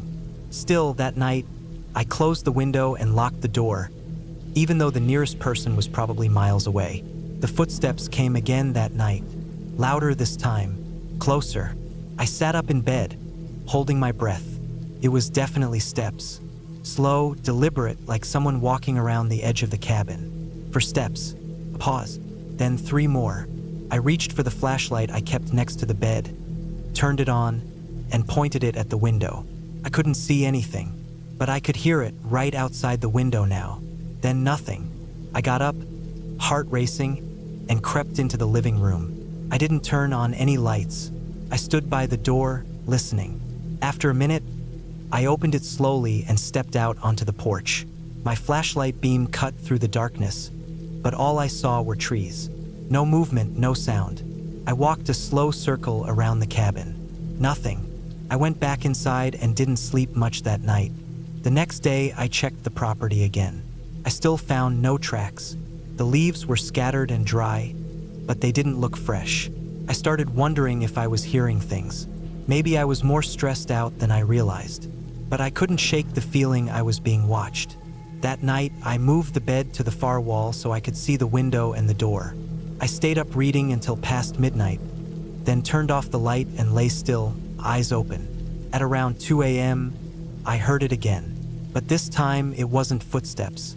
It was something softer, a creaking noise, like weight shifting on the porch steps. I froze. The porch was just outside the front door, maybe 6 feet from where I lay. I turned my head toward the door and waited. The sound came again, a long, slow creak, then silence. I thought about calling out, but I didn't want to break the silence. I thought about turning on the lights, but I was afraid of what I'd see. I waited almost half an hour before I worked up the courage to get out of bed and check. When I opened the door and shined the flashlight, there was nothing. Again. But something changed after that night. I started noticing little things. One morning, I found the screen door unlatched. I always latched it. Another day, I came back from a walk and found the rocking chair on the porch turned toward the woods. I hadn't touched it. It wasn't wind, it was too heavy to move on its own. I tried to rationalize everything. I really did. Maybe I was sleepwalking. Maybe I just forgot the latch. Maybe I bumped the chair without realizing. But a feeling started to settle over me, heavier each day, like the cabin wasn't empty when I arrived, like someone had been living there before me, maybe still was. Then came the night I found the footprints. It had rained in the afternoon, the only rain all week. The ground around the cabin turned to soft mud. That evening, just before dark, I went out to gather some fallen branches for the fire. I was circling around the back of the cabin when I saw them. Bare footprints, human, clear in the mud. They came from the woods and ended at the back wall. They didn't turn around. No return trail, just a straight line to the wall, like someone had walked right up to the cabin and disappeared. I stood there, staring at them, not moving. My heart pounded in my throat. They were average size, maybe a man's, deep enough to show weight, not distorted like animal tracks. They were real. I followed them carefully, but they didn't go anywhere, just stopped at the wall. I checked every side of the cabin. Nothing else. I went back inside and locked the door, turned on every light, and sat in the center of the living room with my flashlight on my lap. That night, the footsteps came again, all around the cabin. Slow, steady, never running, never rushing. Like someone was circling, watching. I didn't sleep. I sat in the chair with the flashlight on, waiting for morning. I should have left then. I should have packed up and driven out. But I didn't. I don't know why. I kept thinking maybe it was just someone messing with me. A local, a hunter, a squatter, something explainable. I didn't want to admit I was scared. I told myself I'd stay 2 more days, then leave early. But something happened the next day that changed everything. I was walking down the creek bed, maybe a mile from the cabin. I'd gone further than usual, trying to clear my head. That's when I saw something buried in the dirt under an overhang. It was metal, rusted and square. I pulled it out. It was a small lockbox, the kind with a clasp and no lock. I opened it. Inside were photographs, old ones, faded black and white shots of the cabin, maybe from the 1960s. Same shape, same porch, same woods. But in the background of every photo, there was a man, always blurry, sometimes far away, sometimes near the trees, always watching the cabin, never inside it. There was also a newspaper clipping, torn edges, yellowed paper. I squinted to read it. It mentioned a missing person, a man named Robert Kinley, last seen hiking near Alder Ridge in 1972. No leads, no body found. The article was short, just a few paragraphs, but the photo included with it made my stomach twist.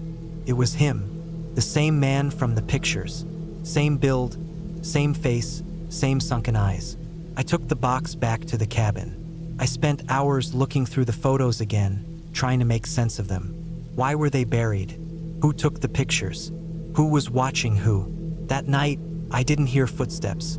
No creaks, no sounds. But I didn't sleep either. I sat with the box on the table, staring at it, waiting for something I couldn't name. When the sun finally rose, I made up my mind. I packed everything. I shoved clothes, food, books into my bags and loaded the car. I didn't stop to clean or check the firewood. I locked the cabin.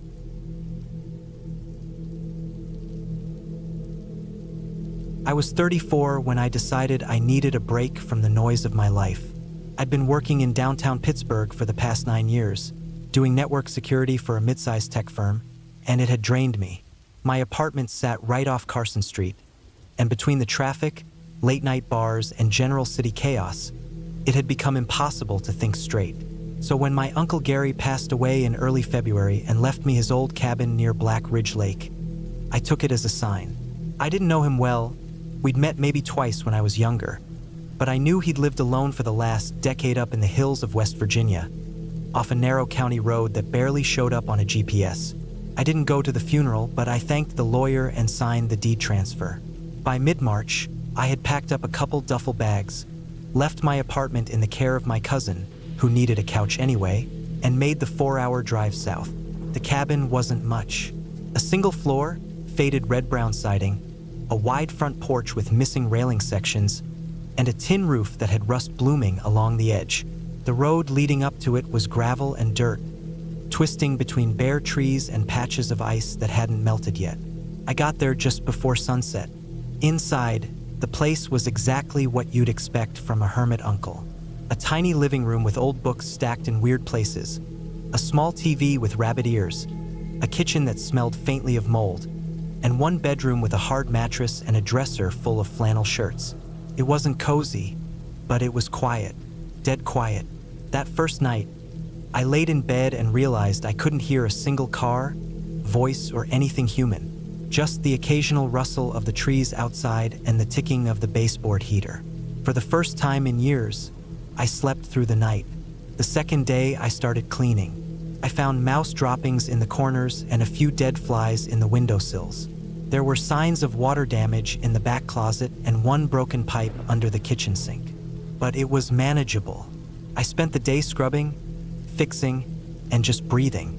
I didn't check my phone once. It was buried somewhere in my backpack, and I didn't care. On the third day, I saw the dog. I was out back, raking up a pile of old leaves and rotted branches from the winter, when I caught movement at the tree line. At first, I thought it was a deer, maybe a coyote. But when I looked closer, it was a dog, a big one, black fur, short but thick, with a wide chest and long legs. It stood maybe 30 feet from me, just outside the clearing that surrounded the cabin. It wasn't growling or barking, just standing there watching. I called out instinctively, but it didn't move. I crouched a bit and held out a hand like you do with strays, but still nothing, just that stare. It wasn't scared. It wasn't aggressive. It just watched. After maybe a minute, it turned and disappeared into the trees. That night, I kept the porch light on.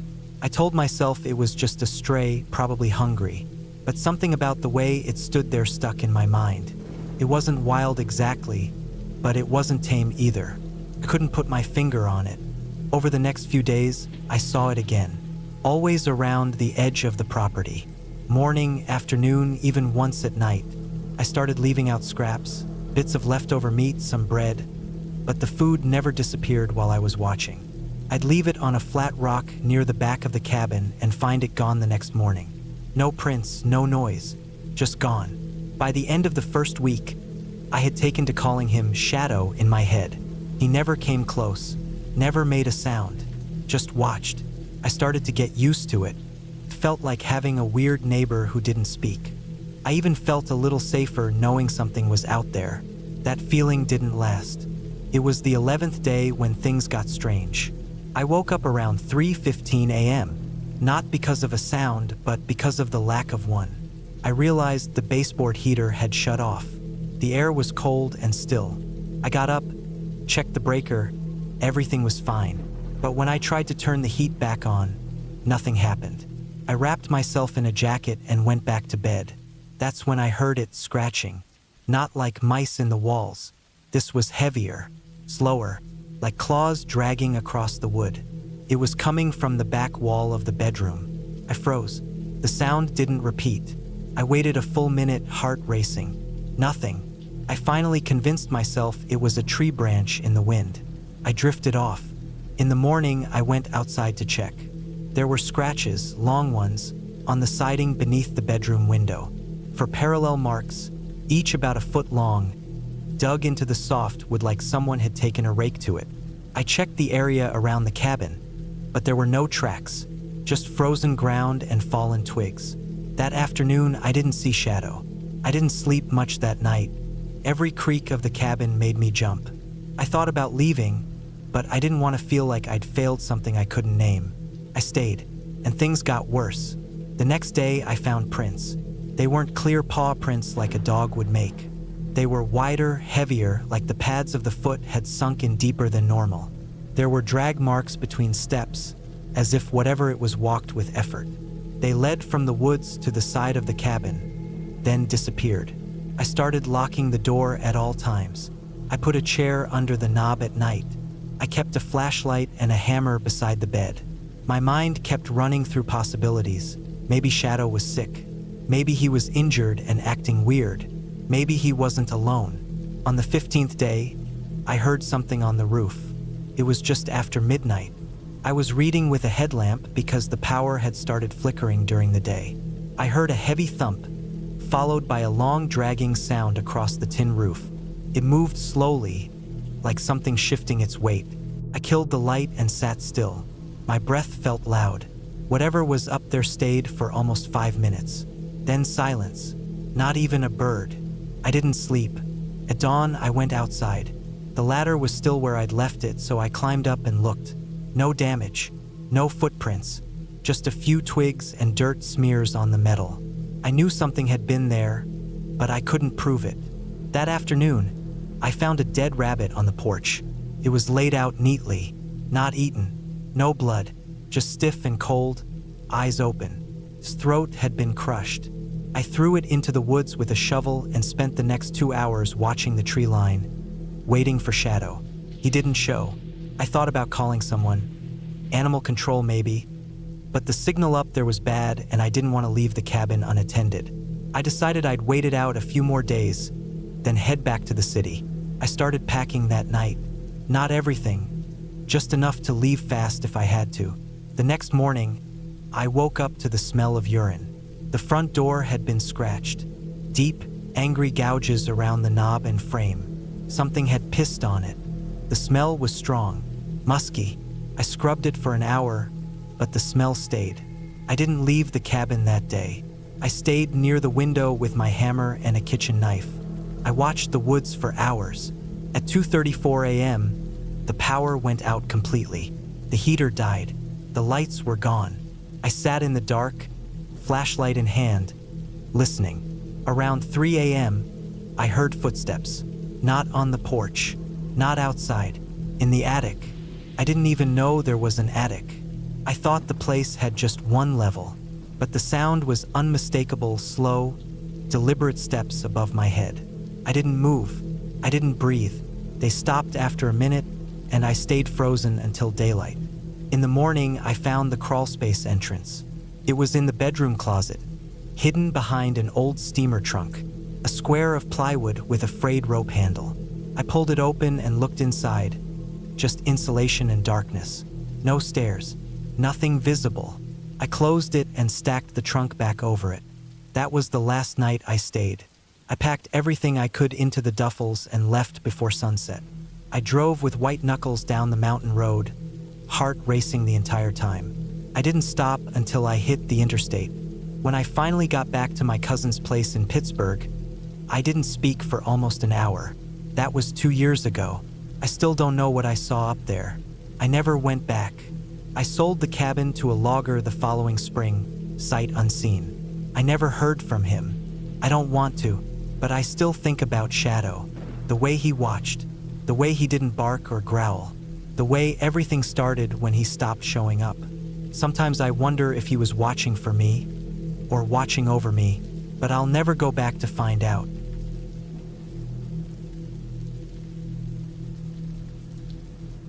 I was 34 when it happened. It was late September of 2018, and I had just gone through a divorce that left me mentally drained and looking for isolation. My job, technical support for a medical software company, was remote, and I had about 2 weeks of unused vacation I could take without notice. I decided I needed to get away, just for a little while. I wanted to be somewhere with no distractions, no noise, no people. I wanted to be offline, away from everything, completely alone. I rented a cabin upstate, in northern Vermont, near a small town called Averill. It was remote, no internet, no cell reception, no neighbors for a mile or so in either direction. It was tucked between 2 ridges with heavy pine cover all around. I found it through a listing on a forum for people looking for off-grid vacation spots. A man named Glenn owned it. The listing showed a simple wooden structure, 2 stories, a wide front porch, and a tin roof. There was no electricity, just a wood stove and propane appliances. The place ran on solar during the day and used a generator for backup at night. Glenn assured me the generator worked fine, and there was plenty of firewood and propane for the week. I left Boston early in the morning and got to the cabin by late afternoon. The last few miles were rough, unpaved dirt roads, muddy and narrow, with deep tire grooves and fallen branches. I didn't see another car the entire way after leaving the last paved road. When I pulled up to the cabin, it looked even more isolated than I expected. There was a small gravel patch for parking, a sagging fence, and dense woods all around. The air smelled like wet leaves and pine sap. I remember feeling this eerie kind of peace. It was dead quiet, not the usual kind of quiet. This was a silence that pressed in on you. No wind, no bugs, just the soft ticking of my engine cooling down. I unloaded my bags and checked out the inside. It was basic but nice. The first floor had an open kitchen and a small living room with an old couch, a rocking chair, and a wood stove. There were propane lamps on the walls and a few shelves filled with old paperback novels and board games. Upstairs was a single bedroom with a queen bed and a tiny bathroom with a compost toilet and a gravity-fed shower. I settled in quickly, lit a fire in the stove, heated some canned chili, and read a book by the lamp until it got dark. I didn't think about anything too hard. I didn't check my phone, even though there was no signal. I didn't think about work or the divorce. I just let the silence wrap around me. I went to bed around 9 p.m., feeling more relaxed than I had in months. I woke up sometime in the middle of the night to a sound outside. It was faint, like the crunch of gravel. At first, I thought it was an animal, a raccoon or a deer, but then I heard it again, slower, heavier. Footsteps. Human. My pulse spiked. I stayed in bed, barely breathing. The bedroom was on the 2nd floor, and the window looked out over the driveway. I crawled across the floor, careful not to make noise, and peeked out through the curtain. There was a man standing next to my car. He wasn't doing anything. He wasn't moving, just standing there, hands in his pockets, looking up at the cabin. I couldn't see much detail, just his shape, the outline of a jacket, short hair maybe. He didn't have a flashlight and he wasn't making any noise. I watched him for what felt like an hour but was probably 5 minutes. Then he turned around, walked back down the driveway, and disappeared into the trees. I didn't sleep the rest of the night. I just sat on the floor by the window with my pocket knife in my hand. watching the woods. Every time I blinked, I imagined I'd open my eyes and see him standing there again. But he didn't come back. By morning, I convinced myself it was nothing. A hiker lost in the woods. A hunter. Maybe Glenn checking in on the place. I hadn't locked the front door, and nothing was stolen or touched. I even checked the ground outside. There were faint footprints in the gravel. I told myself it wasn't a big deal, but I kept the knife on me all day. The next few days were quiet. I spent time walking through the forest, splitting wood, reading, and just sitting on the porch. I slept lightly, listening for any sound that didn't belong. But there was nothing. I started to let my guard down again. Maybe it really was just a fluke. Then on the 5th night, it happened again. This time I heard it earlier, just after 11 p.m. I was still downstairs, sitting by the fire. It was the same sound, gravel crunching under slow, careful footsteps. I turned off the lamp and crouched low. I couldn't see out the front window without standing, so I crawled to the stairs and crept up to the bedroom window again. The man was back, but this time he was closer, standing at the bottom of the steps leading up to the porch. Still not moving, still just staring at the cabin. I couldn't see his face clearly, but he seemed younger than I thought. Maybe in his 30s or 40s, medium build, wearing a dark coat. Still no flashlight, still no noise. I watched him for what felt like forever. He didn't knock, didn't try to come in, just stood there. Then, just like before, he turned and walked back down the drive and into the woods. That night, I locked everything. I shut the blinds. I blocked the doors with chairs. I even moved a heavy table in front of the front door. The next morning, I went out early and looked around. There were more prints in the gravel. This time I followed them as far as I could. They led maybe 40 feet into the woods before vanishing into the undergrowth. No signs of a camp, no car tracks. Nothing, just woods. I was starting to panic. I thought about leaving, but the nearest town was over an hour away. I didn't know the roads well, and I didn't want to get stuck out there at night. I considered calling the police, but I had no signal. There was no landline, no way to contact anyone. On the 6th day, I kept my knife on me at all times. I barely left the porch. Every time I heard a branch crack or leaves rustle, I froze. The quiet that had felt peaceful before now felt heavy and dangerous. It was like the woods were hiding something just out of sight. That night, I barely slept. I lay in bed with the knife next to me, staring at the ceiling, waiting. Every creak of the wood, every gust of wind against the walls made my heart race. At around 3 a.m., I heard something different. Not footsteps, not outside. From the kitchen, I froze. The floor downstairs creaked again. Slowly, like someone was walking across it. I was sure I had locked everything. I was sure the table was still against the door. But I heard it. Another creak, then a soft thump, like something being set down.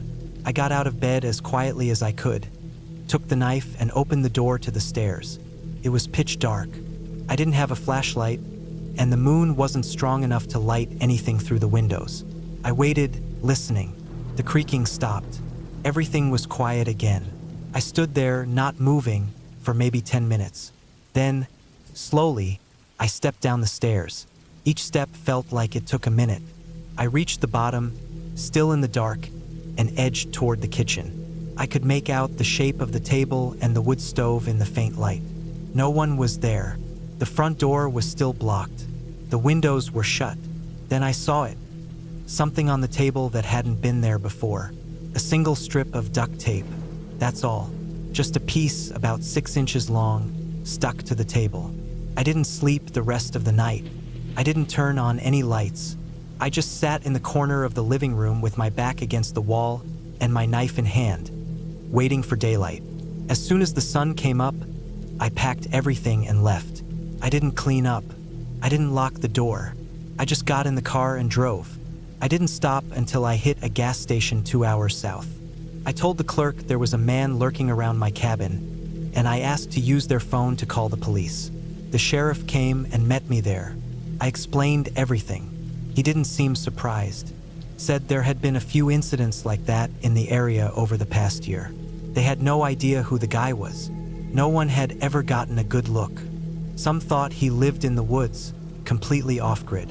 Others thought he just passed through, following hikers or campers, watching them. They went to the cabin later that day. The sheriff called me that evening, said they didn't find anyone, but the table was scratched, like someone had dragged a knife across it. The piece of duct tape was gone. I never went back to that cabin. I never heard from Glenn again. His forum listing was deleted a few weeks later. I don't know if he shut it down or if something else happened. I never followed up. I don't go camping anymore. I don't rent remote cabins. I don't even go hiking alone. I changed my number, moved to a new apartment in the city, and put bars on the windows. I keep a knife under my pillow every night, because every once in a while, I'll wake up in the dark and feel like someone is watching me. Not from the window, not from the hall, but from the silence. From the place just outside the light, just far enough that I can't see them, but close enough that I know they're there.